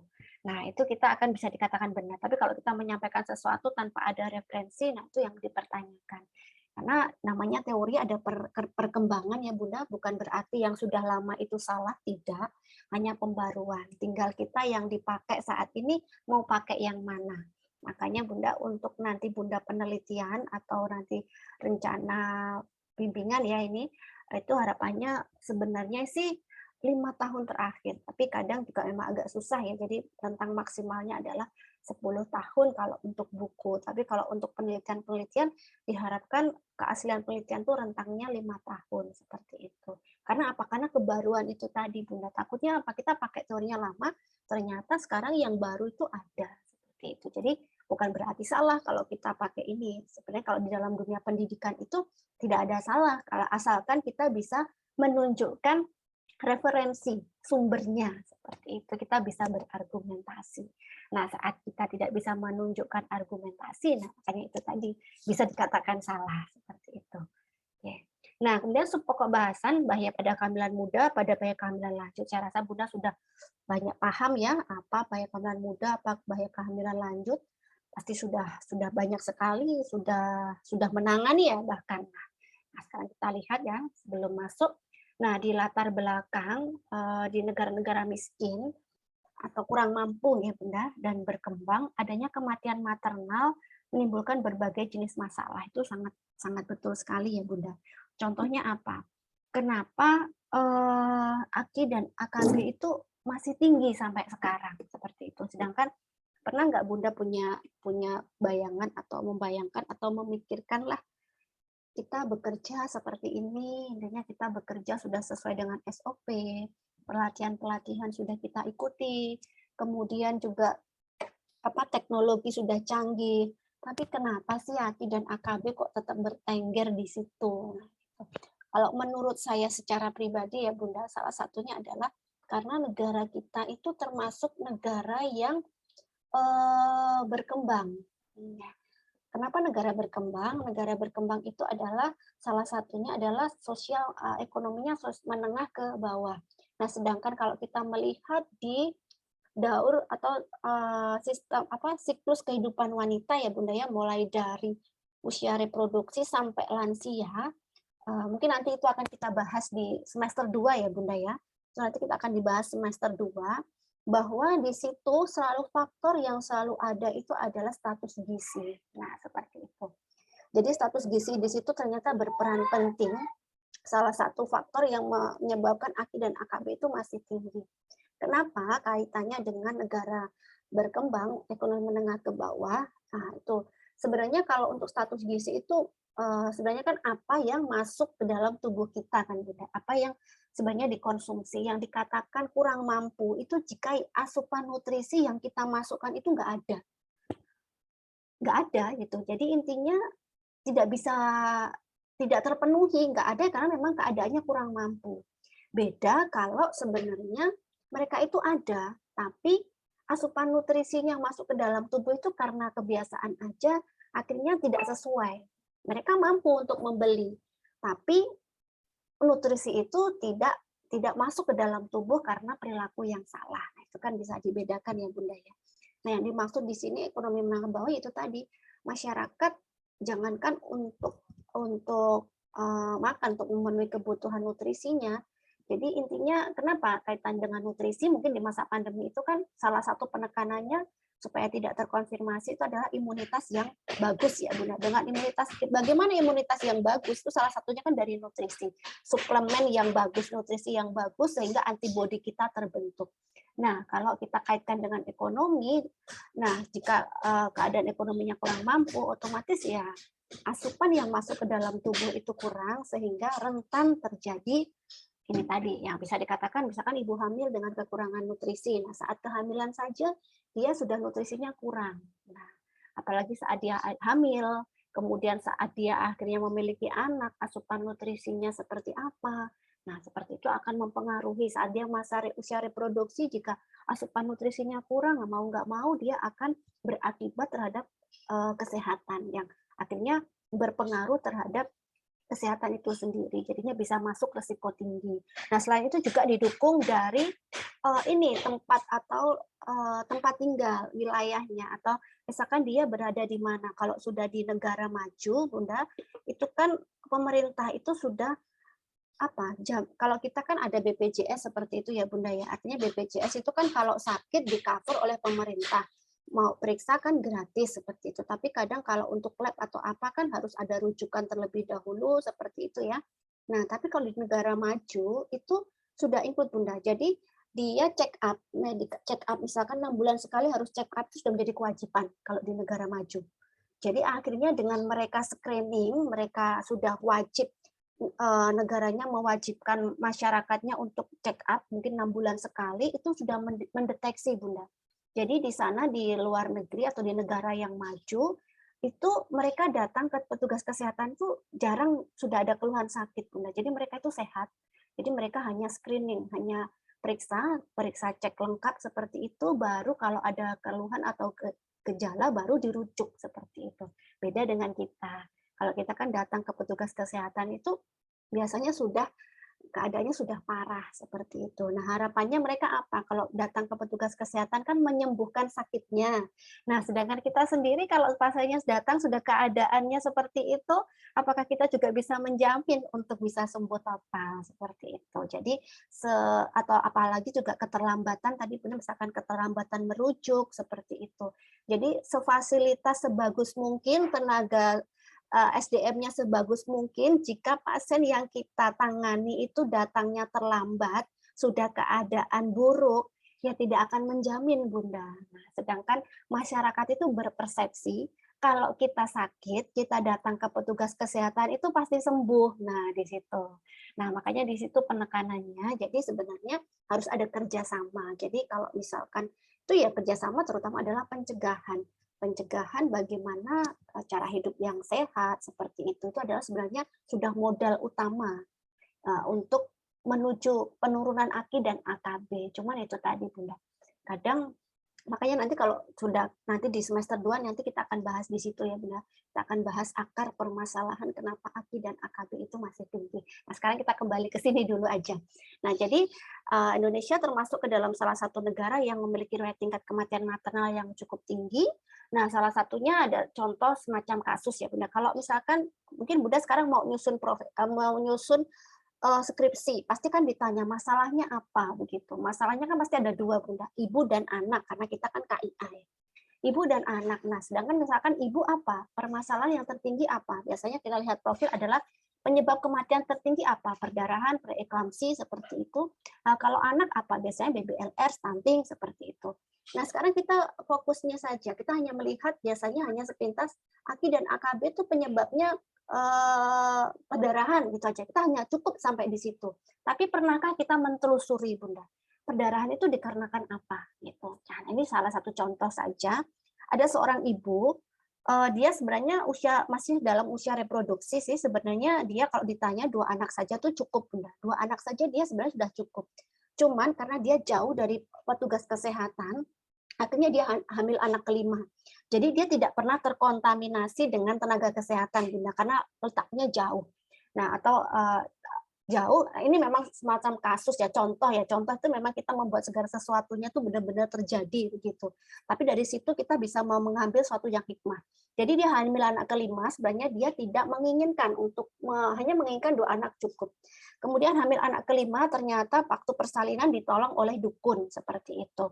Jadi dia sudah paham ya dari pengalaman kalau persalinan itu tanda-tandanya seperti ini. Kemudian dia memanggil dukun datang juga sudah agak terlambat. Dukun datang itu sudah terjadi perdarahan. Nah, kemudian akhirnya dukun memanggil bidan. Nah, suaminya datang ke bidan, menjemput bidan karena jaraknya yang sangat jauh sekali, Bunda. Bidan datang juga terlambat. Nah, begitu bidan datang terjadi sudah perdarahan, bidan merujuk ke rumah sakit. Nah, bidan merujuk ke rumah sakit. Nah, di situ mungkin bukan rumah sakit terdekat ya, fasilitas terdekat. Harapannya kan kalau mungkin bidan sudah paham ya, intinya untuk harapannya supaya cepat perdarahan itu seperti apa, Bunda kan bisa merasakan ya nanti supaya cepat tertolongan. Tapi suaminya itu tadi yang tidak masih baru pertama kali ke tenaga kesehatan kan harapannya istrinya dapat tertolong. Ternyata sampai fasilitas pelayanan kesehatan dirujuk lagi, Bunda. Nah, dirujuk lagi ke kota, berapa lama lagi perjalanan. Nah, sedangkan di kota itu tadi juga harus ditempuh dengan perjalanan, harus mengeluarkan dana lagi, seperti itu. Nah, kemudian sampai di rumah sakit tempat rujukan, nah ternyata di situ sebenarnya sudah ada diagnosanya perdarahannya karena retensio plasenta, Bunda ya. Kenapa terjadi retensio plasenta? Karena jarak kehamilan yang terlalu dekat. Nah, kemudian di situ ditangani, nah ternyata bank darahnya itu kosong, Bunda ya. Jadi golongan darah yang sesuai dengan ibunya itu tadi kosong, tidak ada. Nah, sebenarnya dan akhirnya ibu karena tidak siap pendonor darah seperti itu, tidak disiapkan pendonor darah, akhirnya dalam kasus ini ibunya meninggal. Nah, diagnosa kan hanya meninggal karena perdarahan saja kan, Bunda. Nah, misalkan seandainya ibu tadi perdarahan itu kan bisa dicegah. Salah satunya yang paling dekat jika siap donor darah. Nah, salah satunya kan itu ya memang bukan sepele ya, donor darah. Tapi kan kadang PMI pasti ada. Nah, tapi di sini memang pentingnya siap donor darah di situ jika sewaktu-waktu itu kosong seperti itu. Seandainya saja darah itu tersedia, pastinya satu ibunya kan pasti bisa tertolong. Nah, di sisi lain, kenapa ibunya terjadi perdarahan? Karena retensio plasenta atau keterlambatan mendapatkan pertolongan. Sudah terlambat, darahnya habis. Nah, dari sini yang kita bisa petik kalau kita telusuri itu karena apa, Bunda? Jadi perdarahan karena retensio plasenta atau keterlambatan tadi. Kenapa terjadi retensio plasenta? Karena jarak kehamilan yang terlalu dekat. Kenapa terjadi jarak kehamilan yang terlalu dekat? Karena ibunya tidak KB. Kenapa ibunya tidak KB? Nah, mungkin karena itu tadi jauh dari petugas kesehatan. Nah, di situ sebenarnya akar permasalahannya. Seandainya saja ibunya tahu, mungkin setidaknya KB alami seperti itu, atau mungkin kita juga tidak tahu di situ apakah memang suaminya menghendaki seperti itu, karena kadang faktor budaya, faktor adat istiadat kan bisa mempengaruhi. Dari situ banyak sekali akar permasalahannya. Karena letak yang jauh dari petugas kesehatan, seandainya ibu ini tadi tercover oleh petugas kesehatan, ANC teratur kan nggak akan terjadi seperti itu, Bunda. Nah, itu sebenarnya. Itu kan yang terlihat, Bunda. Dengan yang tidak terlihat, tapi saya yakin untuk di daerah-daerah yang mungkin seperti itu, saya rasa bidan sudah terjun ya, turun ya, langsung ke sasarannya seperti itu, bisa mendatangi atau jemput bola untuk ibu hamilnya, mungkin juga ada pengalaman bahkan juga tidak mau. Nah, kadang beberapa juga masih percaya dengan dukun seperti itu. Jadi kadang menurut saya pasien yang sudah datang ke kita itu sudah safety, Bunda, sudah satu titik aman. Karena apa? dia sudah punya kesadaran. Pasti kalau datang ke kita, pasti kita sudah akan berikan edukasi-edukasi. Nah, justru edukasi yang harus kita berikan itu justru mereka yang tidak pernah ke tenaga kesehatan, Bunda. Bagaimana cara mengedukasinya? Kalau kita edukasi, ada edukasi seperti ini, kadang masyarakat tidak mau datang, Bunda. Karena satu, kadang orang itu tidak ada kepentingan, karena saya nggak sakit, nggak apa, kayak gitu. Jadi kalau orang ada kepentingan itu baru mau. Jadi caranya adalah kita mulai memberikan edukasi-edukasi itu melalui kegiatan yang bukan fokusnya ke kesehatan. Contohnya waktu PKK, waktu ada pengajian, mungkin melalui kader, nah itu diselip-selipkan tentang pentingnya ke tenaga kesehatan seperti itu. Bunda. Kalau langsung begitu biasanya kalau apalagi masyarakat yang sudah kental dengan percaya dukun atau apa, mereka kurang mau seperti itu karena nggak ada kepentingan. Baru kalau mereka sudah mengalami baru mencari tenaga kesehatan. Kalau enggak belum seperti itu mungkin. Jadi nggak usah jauh-jauh, Bunda. Sebenarnya edukasi itu bisa kita dapatkan. Kita punya HP saat ini, kita mau searching apa aja bisa. Cuman kan kita harus ada kepentingan dulu gitu. Kadang rata-rata HP itu tidak kita manfaatkan untuk kepentingan tentang informasi, biasanya untuk hiburan, benar nggak usah jauh-jauh saya kalau udah buka HP itu biasanya untuk hiburan, buka TikTok lah atau apa. Jadi memang untuk hiburan, jarang kita membaca. Memang kalau memang sukanya membaca ya berbeda. Jadi memang budaya membaca itu biasanya orang kita cenderung kita mengalami dulu baru mencari informasi seperti itu. Itu Bunda, salah satu yang bisa saya sampaikan. Nah, kemudian dari situ perlu diupayakan juga pencegahan tingkat kematian maternal seperti pemeriksaan kehamilan dan pelayanan rujukan. Pemeriksaan antenatal yang baik dan tersedianya fasilitas rujukan yang lengkap dapat menurunkan angka kematian maternal. Oke, ini saya setuju Bunda, jika datangnya tidak terlambat. Kalau datangnya terlambat, ya itu tadi, semacam itu tadi, sebagus apapun, seterampil apapun, secanggih alatnya, jika memang datangnya sudah dalam keadaan sudah parah, ya susah untuk ditolong. Tapi memang itu menjadi tugas kita berupaya untuk menyelamatkan. Jadi petugas kesehatan khususnya bidan harus mampu mengidentifikasi faktor risiko yang berhubungan dengan usia, paritas, rawat obstetrik yang buruk, dan perdarahan selama kehamilan. Jadi intinya selama ini kita kan sibuk menangani ya Bunda ya. Contohnya misalnya kasus BBLR seperti itu. Nah, kalau kita meneliti tentang BBLR sebenarnya jangan Bunda. Cari saja BBLR secara teori itu apa yang menyebabkan. Contohnya karena tablet FE, karena mungkin anemia, pola nutrisi seperti itu. Nah, misalkan ada 5 sebab. Nah, 5 ini kita survei Bunda. Kita ambil 10 ibu hamil, kita berikan pertanyaan, dia lebih banyak yang mana? Kita tanya apakah dia lupa minum tablet FE atau apa. Nah, 5 pertanyaan ini misalkan dia lebih banyak mengambil karena anemi seperti itu. Ternyata dia lebih menjawab dia itu anemi. Nah, berarti sebenarnya anemi ini sudah bisa jadikan variabel kita.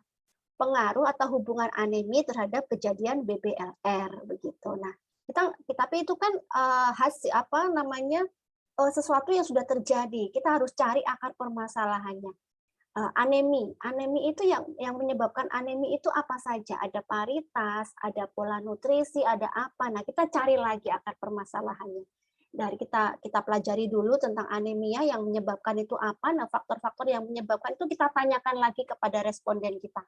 Kita tanyakan lagi pada 10 ibu hamil yang kita ini, dari 10 ini nanti dia menjawab apa? Oh, misalkan pola nutrisi seperti, atau kalau enggak paritas, ternyata anaknya paritasnya lebih dari 5 atau 4. Nah, kita bisa pakai hubungan paritas terhadap kejadian anemi seperti itu.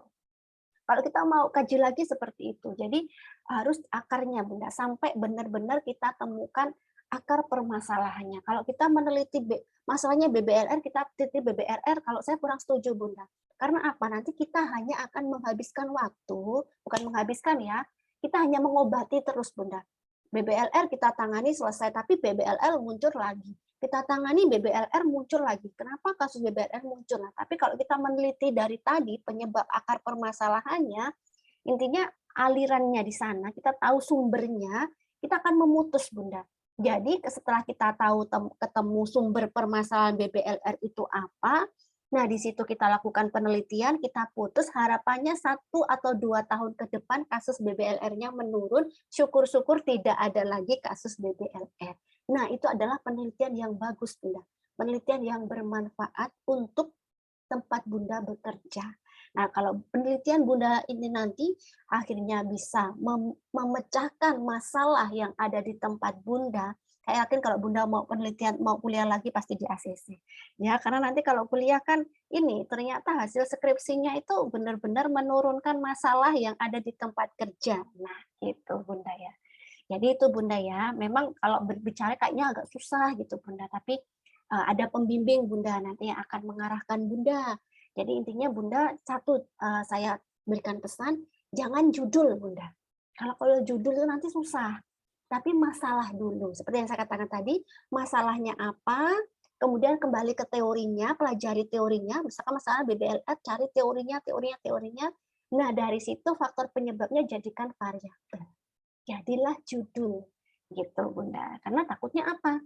Kalau kita dari judul, ambil judul ini karena satu, oh ini tempat saya kerja sendiri, nah di sini, tapi ternyata waktu ditanya latar belakang survei 10 orang itu tidak match Bunda. Akhirnya nanti tidak match Bunda bisa ganti judul, bukan ganti judul, ganti variabel. Nah, dari sini mungkin Bunda sudah punya gambaran ya, sudah punya pandangan. Jadi makanya kadang kalau mau bimbingan itu semuanya sebenarnya tergantung dari Bunda gitu.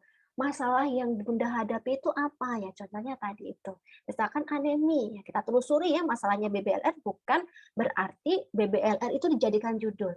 Nah, BBLR kita telusuri penyebabnya apa, kita lakukan survei terlebih dahulu, dari 5 penyebab BBLR itu mana yang paling banyak dipilih, yang paling banyak muncul, kita ambil, kita lakukan cari dulu penyebabnya, kita survei lagi seperti itu, nah ketemu contohnya paritas yang paling banyak. Jadi kalau ditanya kenapa mengambil judul ini, nah Bunda bisa ceritakan. Dari survei yang saya lakukan, nah ini tadi, ibu dari misalkan 10 ibu hamil, ada 7 ibu hamil yang paritasnya itu tinggi atau paritasnya besar seperti itu. Sehingga saya mengambil judul hubungan paritas terhadap kejadian BBLR. Begitu ya Bunda ya gambarannya. Ini tadi agak banyak menyimpang sih dari topiknya ya Bunda ya, tapi nggak apa-apa. Seperti itu. Nah, itu tadi. Nah, kemudian kita lanjut saja.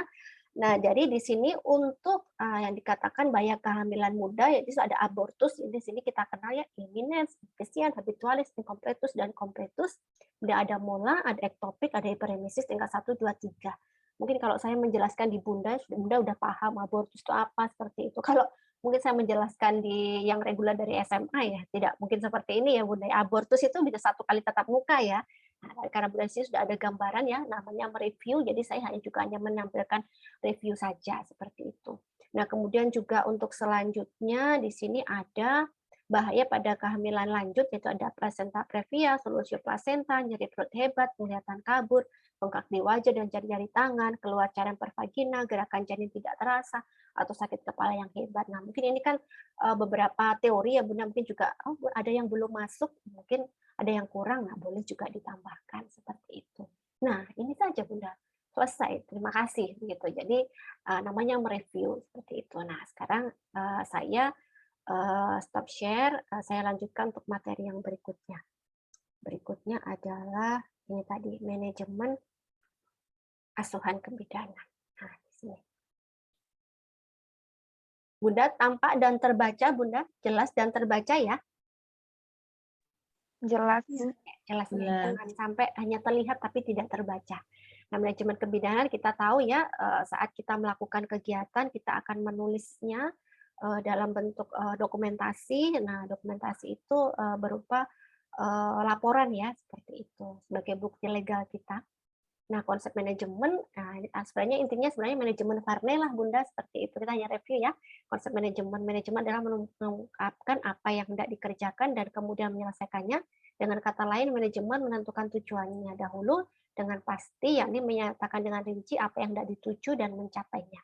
Kemudian menurut Munijaya, manajemen adalah ilmu atau seni tentang bagaimana menggunakan sumber daya secara efisien, efektif, dan rasional untuk mencapai tujuan yang telah ditetapkan sebelumnya.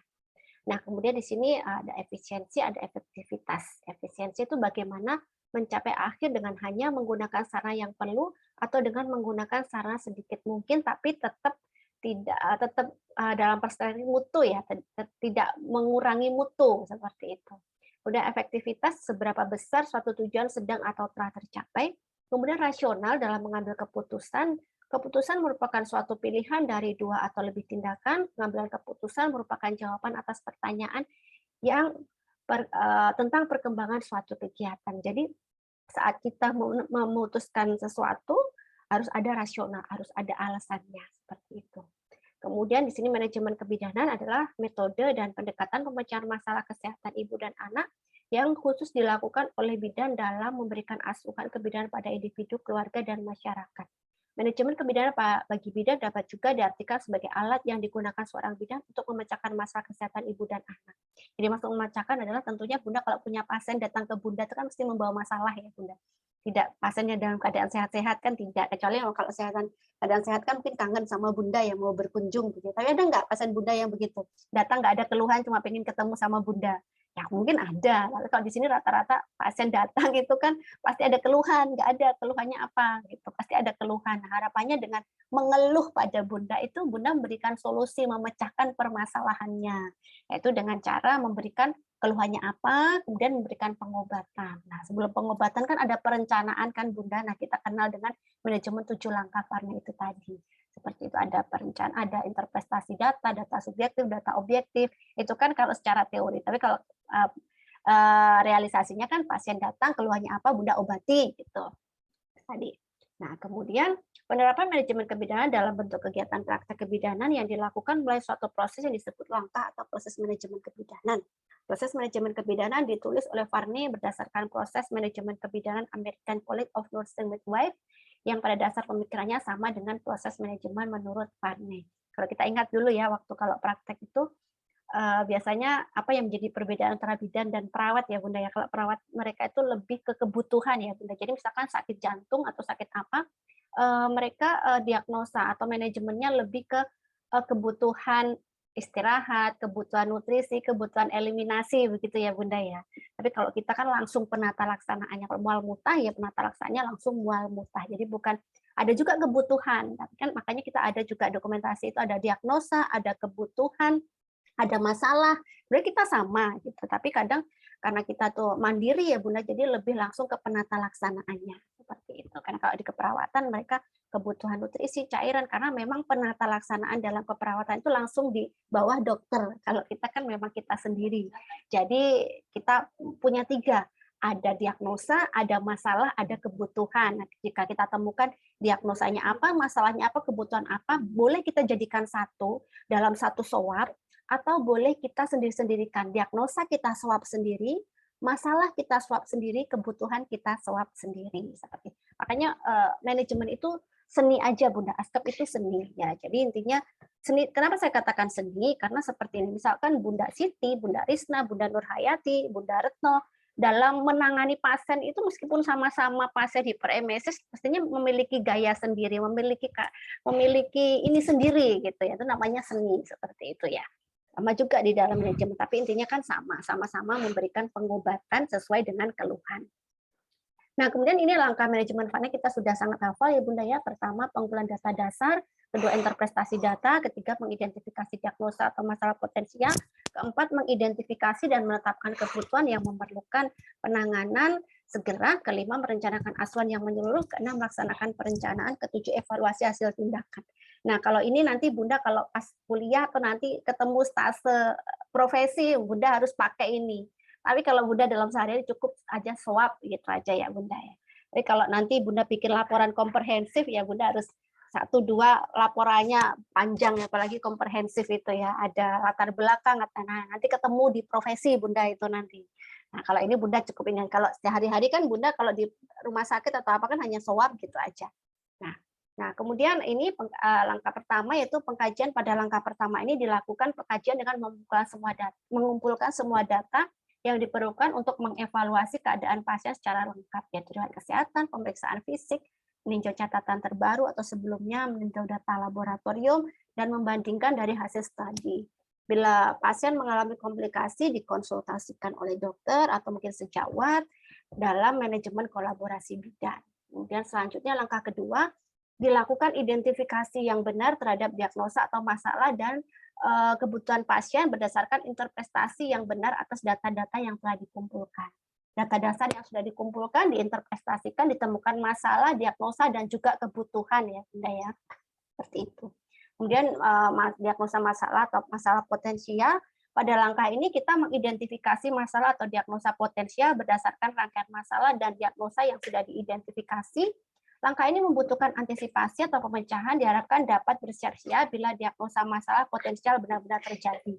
Contoh seorang wanita hamil dengan pembesaran uterus yang berlebihan, bisa di polyhydramnion, ibu dengan diabetes mellitus atau gemeli, lakukan antisipasi atau perencanaan untuk mengatasi dan bersiap kemungkinan adanya HPP karena atonia uteri.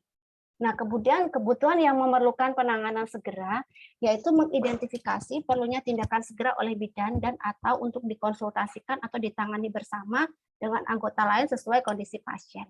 Jadi manajemen bukan hanya prenatal saja, tapi selama wanita tersebut bersama bidan terus-menerus, misalnya dalam persalinan.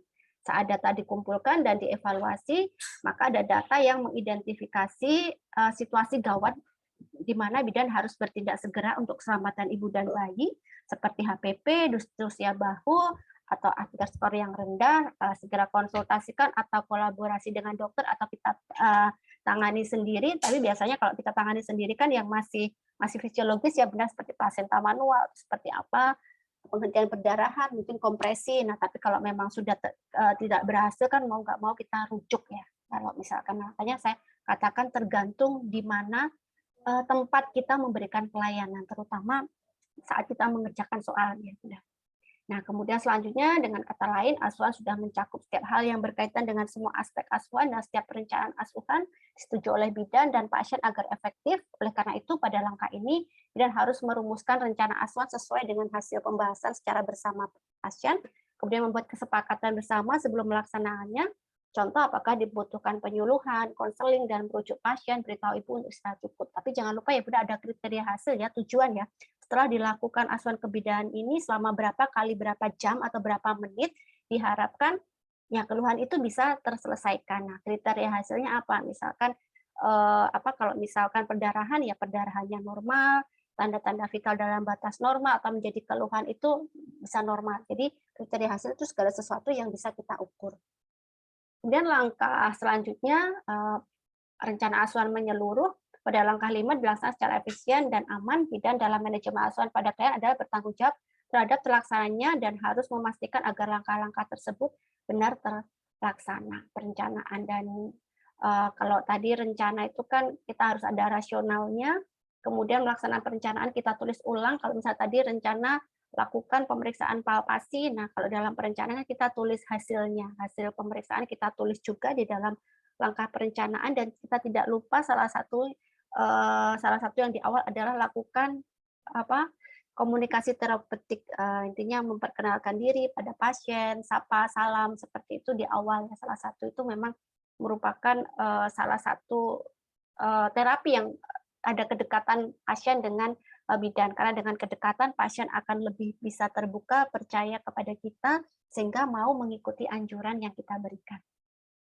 Nah, kemudian selanjutnya evaluasi hasil tindakan pada langkah ini, rencana asuhan menyeluruh pada langkah kelima dilaksanakan secara efisien dan aman. Bidan dalam manajemen asuhan pada klien adalah bertanggung jawab terhadap pelaksananya dan harus memastikan agar langkah-langkah tersebut benar-benar terlaksana. Kemudian di sini ada SWOT ya Bunda ya, ini sehari-hari ya ditanya SWOT ya. Subjektif, objektif assessment, planning. Nah, kemudian kita juga mengenal ada SWOT-Y. Nah, di sini ada tambahan implementasi dan evaluasi.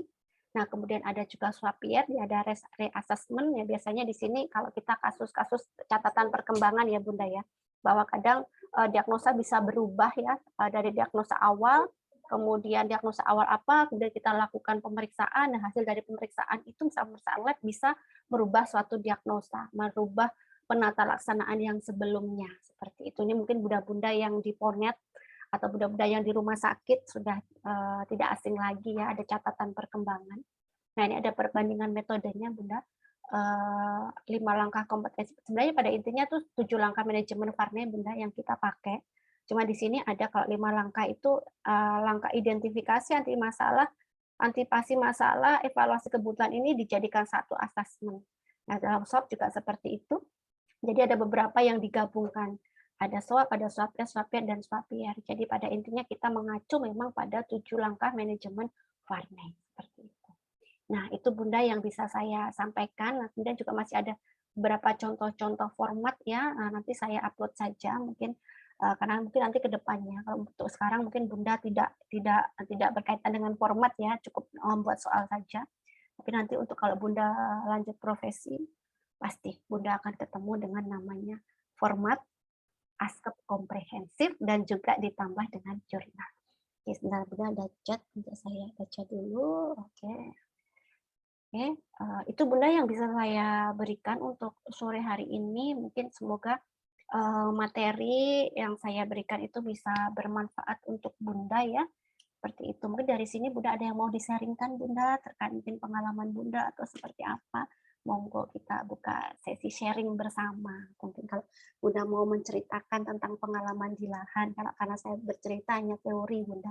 Sekali lagi teori itu tadi bisa terjadi, bisa tidak seperti itu. Makanya kalau nanti Bunda penelitian, biasanya kan begini. Misalkan respondennya ada 30. Misalkan mau meneliti hubungan paritas terhadap kejadian BBLR kayak gitu. 30 kan nggak mungkin semua akan terjadi BBLR. Hanya 15 yang terjadi dan 15 yang tidak terjadi. Nah, kenapa yang tidak terjadi? Ternyata kita bisa jawab, ada faktor lain yang menyebabkan selain paritas. Seperti itu. Jadi tidak semua, makanya itu pentingnya teori Bunda. Nggak semua yang diteorikan itu terjadi, hanya sebagian, dan kita membuktikan teori. Nah, hanya membuktikan teori itu terjadi karena apa? Baik, itu Bunda yang bisa saya sampaikan untuk materinya, gitu. Jadi ya mungkin singkat, tapi yaitu tadi berdasarkan pengalaman-pengalaman saja secara teori, mungkin Bunda bisa mengkolaborasikan, mungkin Bunda bisa nantinya, oh iya sih benar dalam pelayanan itu seperti ini, terutama tadi tentang contoh ilustrasi bahwa sebenarnya karena Bunda langsung terjun di masyarakat, harapan dari teori itu tadi mencari sumber permasalahannya. Penelitian yang bagus adalah permasalahan yang ada di tempat Bunda dengan Bunda penelitian itu bisa memutuskan atau setidaknya menurunkan permasalahan yang ada di tempat Bunda. Itu ya Bunda ya. Oke, baik. Dari sini Bunda ada yang mau disampaikan atau cukup atau sudah lelah? Saya kayaknya masih punya. Ada Bu. Ada siapa tadi? Saya mendengar. Bunda Ada siapa? Ibu. Bunda Risna. Oke, monggo Bunda. Iya Bu. Ya, mohon maaf nih masih muda Begini Bu. saya panggil Bunda ya Bunda ya. Mohon maaf Kak, saya masih muda dipanggil Bunda. Nggak apa-apa gitu. Bu. Ya. Nggak apa-apa, sudah biasa. Baik Bunda. Iya, ini Bu mau tanya tentang proposalnya Bu. Kan baik. tadi seperti yang dibilang, sebelum mengajukan judul, kita penelitian dulu. Misalnya kayak untuk Survei dicari Bunda, variabelnya. bukan penelitian, Oh survei iya, aja. survei. Oh, survei saja. Berarti Bu, sebelum kita konsulkan ke dosen pembimbing, kita survei dulu begitu Bu. Iya, kalau bisa begitu Bunda, karena mestinya nanti di survei itu nggak terlalu formal, nggak apa-apa. Maksudnya kan kadang kalau Bunda kan di tempat kerja Bunda kadang kan tidak memerlukan surat perizinan ya, karena Bunda memang di tempat Bunda. Jadi selama pasien Bunda, misalkan Bunda selama ini kan punya pasien, nah kira-kira kan bisa menyimpulkan kan Bunda. Kira-kira dari keluhan-keluhan pasien itu apa gitu. Saya rasa begitu, karena Bunda di situ sudah bisa menyimpulkan gitu. Ya, memang sih kalau di proposal memang nanti pasti ditanyakan, sudah survei, sudah menanyakan ke 10 responden atau berapa aja, itu bukan pertanyaan biasa aja Bunda, bukan penelitian. Nah, nanti jangan ada kemarin beberapa salah menangkap. Dikiranya itu penelitian, jadi menyebar kuesioner, bukan menyebar kuesioner. Hanya seperti tadi kita baca misalkan tadi BBLR, penyebabnya BBLR itu apa? Misalkan ada 5. Nah, dari 5 itu kita survei, kita tanyakan ke pasien kita, dari misalkan kita cari 10 ibu hamil katakanlah. 10 boleh, 7 boleh, 5 boleh gitu. Tapi yang bagus memang 10 biar lebih akurat. Dari 10 itu kira-kira dari 5 itu dia banyak memilih apa gitu. Banyak memilih yang nomor berapa. Nah, yang paling banyak kita pilih itu yang kita jadikan variabel. Nah, jadi kan berdasar kita tidak hanya mengambil judul, Kalau kita ditanya kenapa kok memilih itu, nah kita kan bisa menceritakan kan Bunda. Nah dari survei itu tadi mengatakan jangan sampai begitu ditanya, kadang surveinya belum, begitu ditanya surveinya beda sama judulnya. Nah ini dari mana itu? Kok bisa muncul seperti ini, sedangkan ibunya mengatakan seperti ini. Nah nanti takutnya Bunda nggak dapat pasien seperti, dan itu juga bisa perlu diperhatikan jumlah pasiennya ya Bunda. Kalau kehamilan itu kan agak susah ya. Kadang kita mau cari kasus KPD gitu kan maunya 30. Gimana kita bisa nyari kasus KPD 30 kan? Kalau ada pun justru wow, ada apa ini kok bisa kita menemukan 30 dengan KPD? Ya bisa aja, tapi kan kita memperluas wilayah, tapi kan nggak mungkin ya Bunda sampai ke kecamatan kayak gitu. Nah itu sebenarnya bisa itu kalau nanti Bunda mau lanjut S2 atau dokter nanti bisa itu memang diperluas wilayahnya. Jadi Bunda di sini hanya cross seksional membuktikan saja. Nanti kalau Bunda mau mengikuti benar-benar ya ikuti. Kalau nanti Bunda lanjut kuliah lanjut, Bunda ikuti pasien itu mulai dari hamil, Bunda ikuti sampai dia melahirkan. Nah, itu nanti kalau udah terbukti, Bunda bisa klaim itu penemuan Bunda, bisa dihatikan. Nah, itu namanya disertasi. Nah, itu biasanya yang dikatakan sebut gelar profesor, dia sudah bisa menemukan sesuatu yang benar-benar dia teliti, dipatenkan. Nah, itu bisa. Tapi kalau Bunda kalau mau 9 bulan, kapan Bunda lulusnya? Nah, makanya Bunda cross seksional. Makanya kadang kalau kuliah S3 atau S2 itu di awal-awal itu sudah harus judul Bunda, karena selama kegiatan perkuliahan kalau di eksperimen ya udah dia hanya penelitian aja. Jadi selama kuliah 2 tahun ya dia sudah meneliti dari start dia kuliah sampai dia selesai itu udah kegiatan penelitian. Kalau Bunda kan enggak, teori dulu, kadang ini mau meneliti yang biasanya injury time itu besok ujian, hari ini konsul, kemudian penelitian karena besok udah mau yudisium, 1 minggu udah jadi yang cross seksional itu kan bisa didapat, diambil data udah jadi gitu ya. Jadi Bunda cross seksional hanya membuktikan saja terjadi atau tidak terjadi. Jadi makanya jarang pasiennya itu misalkan mau cari tentang anemia. Nah, jangan sampai kalau kecuali eksperimen ya Bunda. Kalau Bunda eksperimen itu pasiennya Bunda harus benar-benar pasien yang anemia. Semua pasien yang Bunda ambil harus anemia kecuali satunya adalah untuk pembanding ya, untuk apa kontrol itu yang memang nggak anemia. Karena apa? Kalau Bunda memberikan eksperimen pada pasien anemia, Bunda kan memberikan sesuatu, misalkan entah kurma, entah daun kelor atau apa. Nah, kalau Bunda berikan intervensi, kalau ibunya nggak anemia, terus Bunda berikan, nah itu kan otomatis bisa apa ya, muncul efek samping seperti itu. Jadi harus ada ibunya benar-benar anemia kalau eksperimen. Kecuali kalau hanya cross seksional, boleh semua ibu hamil terjadi anemia atau tidak terjadi. Jadi namanya kejadian. Jadi dari 30 itu dia terjadi anemia atau tidak seperti itu. Yang tidak kan teorinya paritas bisa menyebabkan anemia, bisa menyebabkan anemi. Nah, Bunda harus bisa membuktikan. Secara teori itu kenapa kok? Mekanismenya kenapa paritas itu bisa menyebabkan anemi? Nah, ternyata di hasil penelitian Bunda nggak terbukti. Dari 30 ternyata hanya 7 yang terbukti. Nah, ada yang 7 dia nggak paritasnya loh, nggak apa namanya, paritasnya bagus, tapi kok dia anemi. Nah, sedangkan anemi itu kan bukan hanya paritas saja. Nah, kita bisa menjawab di situ bahwa kenapa kalau ibunya ini loh dia nggak terbukti kalau anemi itu karena paritas, karena anemi itu juga bisa akibatkan pola nutrisi. Tapi kan nggak diteliti semua, Bunda hanya meneliti paritas. Makanya itu nanti akan masuk di dalam kerangka konsep di mana Bunda yang teliti dan tidak diteliti. Nah, Bunda kenapa kok meneliti paritas? Jawabnya bagaimana? Ya dari survei dari 10 ibu hamil, bukan karena kemauan Bunda, karena kemauan pembimbing. Jangan gitu. Tapi berdasarkan, tapi kadang juga ada sih, kadang saya kasihan juga ya, kadang maunya pembimbing itu gitu, kadang pas ujian dijawab ya tahu sih ketawa ini ya. Karena apa maunya pembimbing tapi mau bilang begitu sungkan, nggak enak sama pembimbingnya gitu ya. Jadi memang kita harus bisa menjawab secara rasional. Makanya di awal itu benar-benar harus terbuka dengan pembimbing. Intinya jangan takut dirubah ininya, tapi kita tidak merubah, kita hanya mengarahkan saja berdasarkan dari masalahnya Bunda. Jadi intinya Bunda punya masalah, kita sebenarnya hanya mengarahkan aja. Kita pembimbing tidak berhak mengintervensi Bunda harus ini, sebenarnya tidak berhak. Karena yang punya masalah Bunda, kita hanya membantu saja. Gitu. Jadi pertanyaan begitu. Kadang pertanyaannya itu yang selalu muncul Bunda. Kenapa memilih judul ini? Alasannya apa? Gitu. Kalau nggak sinkron bisa dirubah karena ternyata surveinya apa? Surveinya mengatakan ternyata bukan paritas karena apa? Bunda bisa diganti judulnya.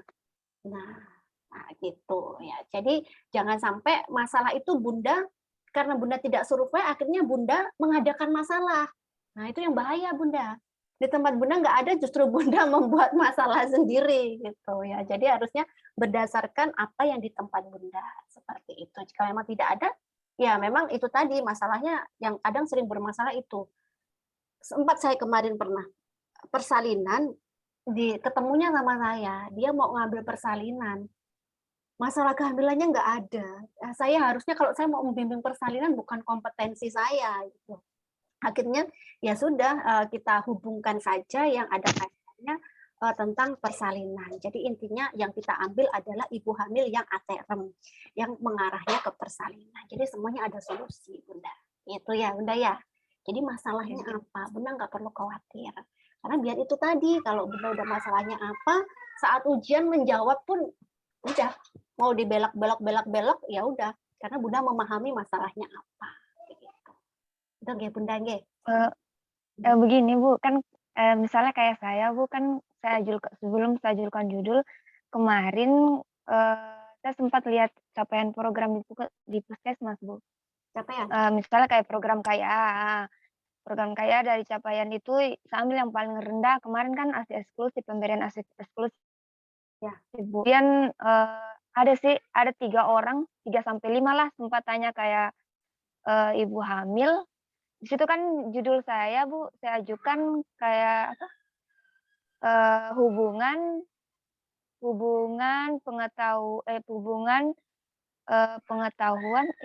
sikap dan pengetahuan ibu tentang pemberian ASI eksklusif. Nah, makanya saya ambil itu Bu, karena ada sebagian ibu saya tanya, misalnya anak kedua nih ternyata tidak dikasih ASI eksklusif. Masalahnya apa? Ternyata ibunya itu nggak tahu Bu, ASI eksklusif itu apa, begitu. Terus setelah saya tanya, dijelaskan tidak waktu pada saat, kelas ibu hamil, ternyata ada sebagian tidak dijelaskan, kayak begitu. Makanya saya angkat judul itu Ibu, hubungan pengetahuan, kayak gitu. Pengetahuan. Dan dari capaian program juga sih Bu, yang paling rendah kata pemberian ASI eksklusif. Oke, baik. Nah, kalau kita berbicara capaian atau program, sebenarnya kita mengarahnya ada 2, boleh langsung ke pelaksana atau boleh ke ini, manajemen, Bunda. Sebenarnya manajemen, kan capaian itu kan sebenarnya laporan ya. Nah, kenapa capaiannya ini tidak tercapai, karena apa? Faktor-faktor yang mempengaruhi ketercapaian di sini apa? Nah, biasanya kita sebenarnya survei dulu sama bidannya, Bunda. Masalahnya apa gitu. Jadi jangan terjun dulu langsung ke pasien. Nah, pasien itu kan hasil. Jadi kalau terkait kecapaian, Bunda surveinya sama bidan di situ dulu. Tanyakan dulu pada bidan pengelola di situ, kira-kira dia nggak tercapai itu karena apa. Nah, nanti kan pasti dia akan ada ini dari misalkan bidan A, B, C, dan D, dia akan menyatakan, oh capaiannya karena memang ibunya ini. Nah, seperti itu baru nanti dari survei itu yang paling banyak mana, dijadikan variabel kemudian ditelusuri lagi. Itu. Karena kan kalau langsung dari apa namanya pasiennya itu kan setiap capaian itu kan pasti mungkin Bunda sendiri bisa tahu ya, ada apa, dia bisa bercerita di situ dari setiap pelaksananya di situ. Boleh itu pakainya manajemen atau boleh kalau manajemen ya intinya bagaimana cara monitoring, evaluasi atau implementasi gitu ya, faktor-faktor yang mempengaruhi implementasi ini tadi ketidaktercapaian. Tapi kalau masuknya manajemen, tapi kalau Bunda Risna mau mencari tentang pasiennya apa, surveinya ke bidannya terlebih dahulu, permasalahannya apa yang ditemukan sehingga capaian ASI eksklusif itu tidak tercapai. Nah, kemudian di mana yang paling tertinggi gitu. Misalkan di puskesmas mana atau di mana, nah yang tertinggi di mana. Nah, Bunda itu ambil yang paling tinggi yang tidak tercapai itu di mana. Gitu. Jadi lokasinya di situ. Yang dia paling tidak dari capaian itu kan mesti ada ya. Wilayah mana, Posyandu. Ya, posyandu mana. Nah, itu Bunda langsung aja yang paling tertinggi atau terendah Bunda cari itu. Ya, di situ masalahnya baru ditanyakan di survei. Jadi begitu. Gitu. Ya memang dari pengalaman Bunda kan ada, cuman kan Bunda Risna apakah pas yang paling capainya paling rendah? Kecuali kalau misalkan posyandu. Nah, Bunda kan makanya saya katakan Bunda sebenarnya tidak perlu survei karena Bunda udah tahu gitu, bisa aja langsung dari tadi mengatakan dari 5 atau apa dari pengalaman bisa langsung mengatakan itu tadi. Karena tadi kan Bunda pelaksana di situ, Bunda tahu. Kalau Bunda nggak ini kan misalkan ada orang lain kan nggak tahu, harus survei dulu ya, karena Bunda tahu. Nah, jadi di situ. Jadi capaian dari mana yang paling yang kita ambil, kenapa kok mengambil tempatnya? Jadi ada pertanyaan. Kenapa mengambil judul dan kenapa mengambil tempat? Kalau mengambil judul itu tadi berdasarkan masalah yang tertinggi dan dari hasil survei kalau tempat itu tadi dari yang cakupan yang paling rendah itu dari misalkan kelima posyandu di situ yang paling tempatnya paling rendah. Nah, tapi kalau di situ nanti sudah tercapai misalkan sasarannya berapa ada 30 atau berapa ya cukup di situ. Tapi misalkan sasarannya masih kurang situ bisa diperluas lagi di seluruh bisa jadi puskesmas atau posyandu atau hanya desa seperti itu saja. Itu Bunda. Nah, itu. Gitu. Begini Bu, masalahnya kan saya kan kemarin kontrak Bu, sekarang kan lagi nggak kerja Bu. Kemarin terakhir kontrak itu Desember. Ini lagi lanjut tunggu kontrak selanjutnya Bu, karena kemarin kan kerja di daerah terpencil. Sekarang lagi balik di rumah, terus kemarin surveinya itu dari tanya, ini kan Bu, kan pernah magang di puskesmas dekat rumah begitu. Ya. Saya tanya bikornya Bu, kayak apa? Capaian yang paling rendah dari program kaya itu apa? Bilangnya itu dari semua posyandu katanya itu pemberian hasil eksklusif yang kurang. Nah, kayak gitu makanya kayak bingung saya. Ya, dari Kan situ makanya kalau baik dari situ dipelajari dulu saja ASI eksklusif ya, pelajari tentang ASI eksklusif. Kira-kira lebih apa sih sebenarnya ASI eksklusif itu atau kalau enggak penelitian-penelitian yang sebelumnya di situ. Kenapa ASI eksklusif itu banyak tidak tercapai itu karena apa secara teori? Faktor yang paling banyak menyebabkan ASI eksklusif itu tidak tercapai karena apa? Nah, sudah ketemu faktornya apa saja, nah nanti disurvei. Artinya Bu Risna di situ mungkin menanyakan atau kalau enggak tanya ke bidannya saja kira-kira dari kelima ini apa atau kalau enggak sebenarnya bidannya sudah banyak menceritakan yang paling tertinggi apa bisa langsung dijadikan variabel seperti itu. Gitu. Dan perlu berarti, dilihat ya, nanti kalau Bunda cari judul coba searching di Google Scholar dulu, jangan sampai judulnya sama gitu. Kalau judulnya sama, pastinya tidak diizinkan lagi karena itu sudah sama. Bunda bisa ganti variabel atau tambahkan satu variabel lagi biar tidak sama. Google Scholar nanti klik di Google Scholar, klik saja cara ngekliknya bukan judul ya Bunda. Misalkan Bunda kliknya misalkan paritas, kemudian ASI eksklusif, nah sudah Bunda klik aja kata kuncinya, nanti dia akan muncul di situ. Oke, tadi ada berarti Bu, sebelum saya ini menanyakan ke puskesmas berarti minta lagi surat izin kan Bu ke ya Pak tergantung bagian admin. ya kalau misalkan di tempat Bu Risna itu karena kan sudah nggak tidak kerja lagi di situ. ya mungkin berdekatan dulu aja biar untuk mempercepat sambil minta surat sambil coba datang ke sana seperti itu. Ya, mungkin ASI eksklusif saya juga kurang ini ya. Mungkin kalau nanti ketemu pembimbingnya dengan yang nifas mungkin akan banyak masukan-masukan ya.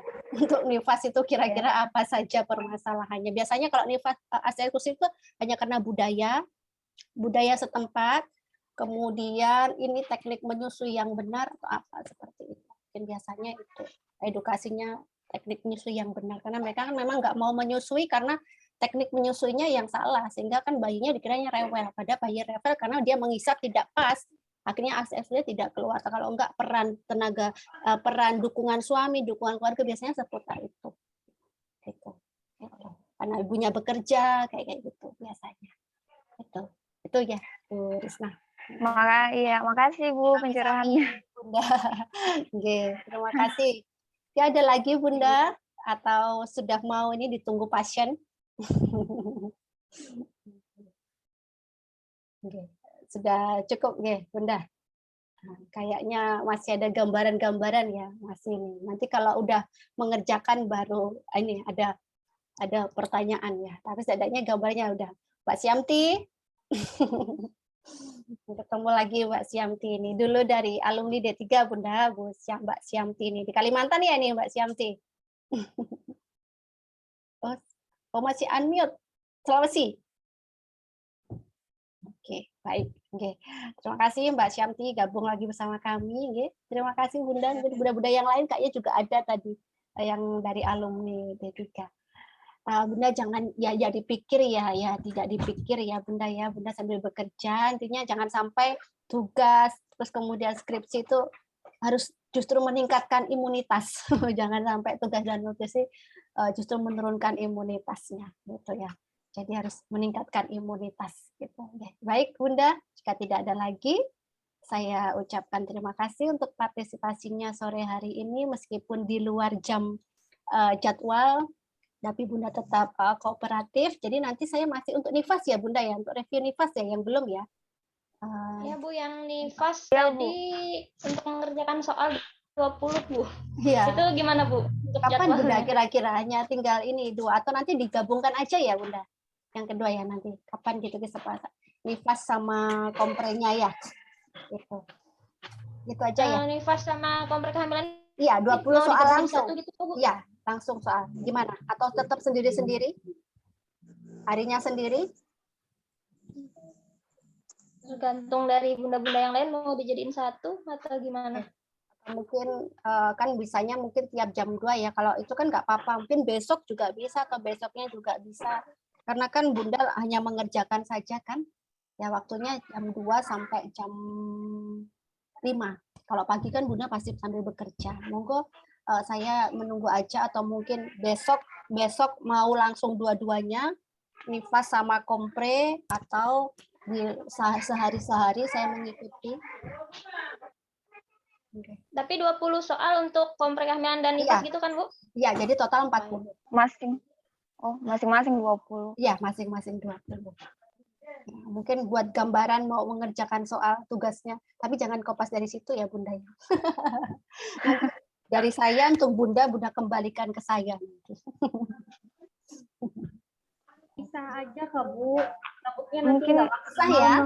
Iya, takutnya ya karena kan sambil-sambil ya, mungkin Bunda sambil Ya, soalnya lumayan kalau 20 sama 20, 40. 40. Iya. Baik, nanti saya dihubungi lagi aja. Kalau saya fleksibel aja, kapanpun bisa.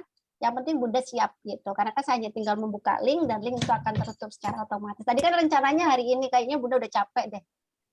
Kalau mau harus berpikir lagi gitu ya. Oke. Baik, terima kasih Bunda. Nanti kesepakatan lagi aja ya. Begitu. Besok boleh, besoknya lagi kapan-kapan boleh. Jamnya mau malam juga boleh. Gitu. Oke. Biar cepat selesai nggih. Oke. Baik Bunda, tetap semangat. Ya sudah mulai konsul-konsul hari ini ya. Selamat sore. Oh iya, kita foto bersama dulu Bunda. Lupa.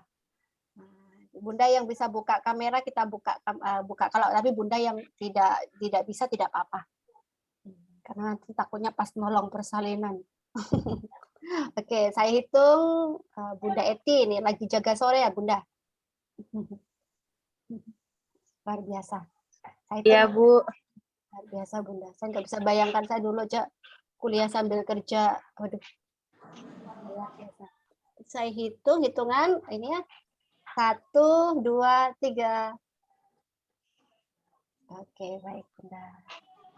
Bunda boleh off kamera Bunda yang tadi ini. Saya simpan dulu. DC3 komprehensif ya.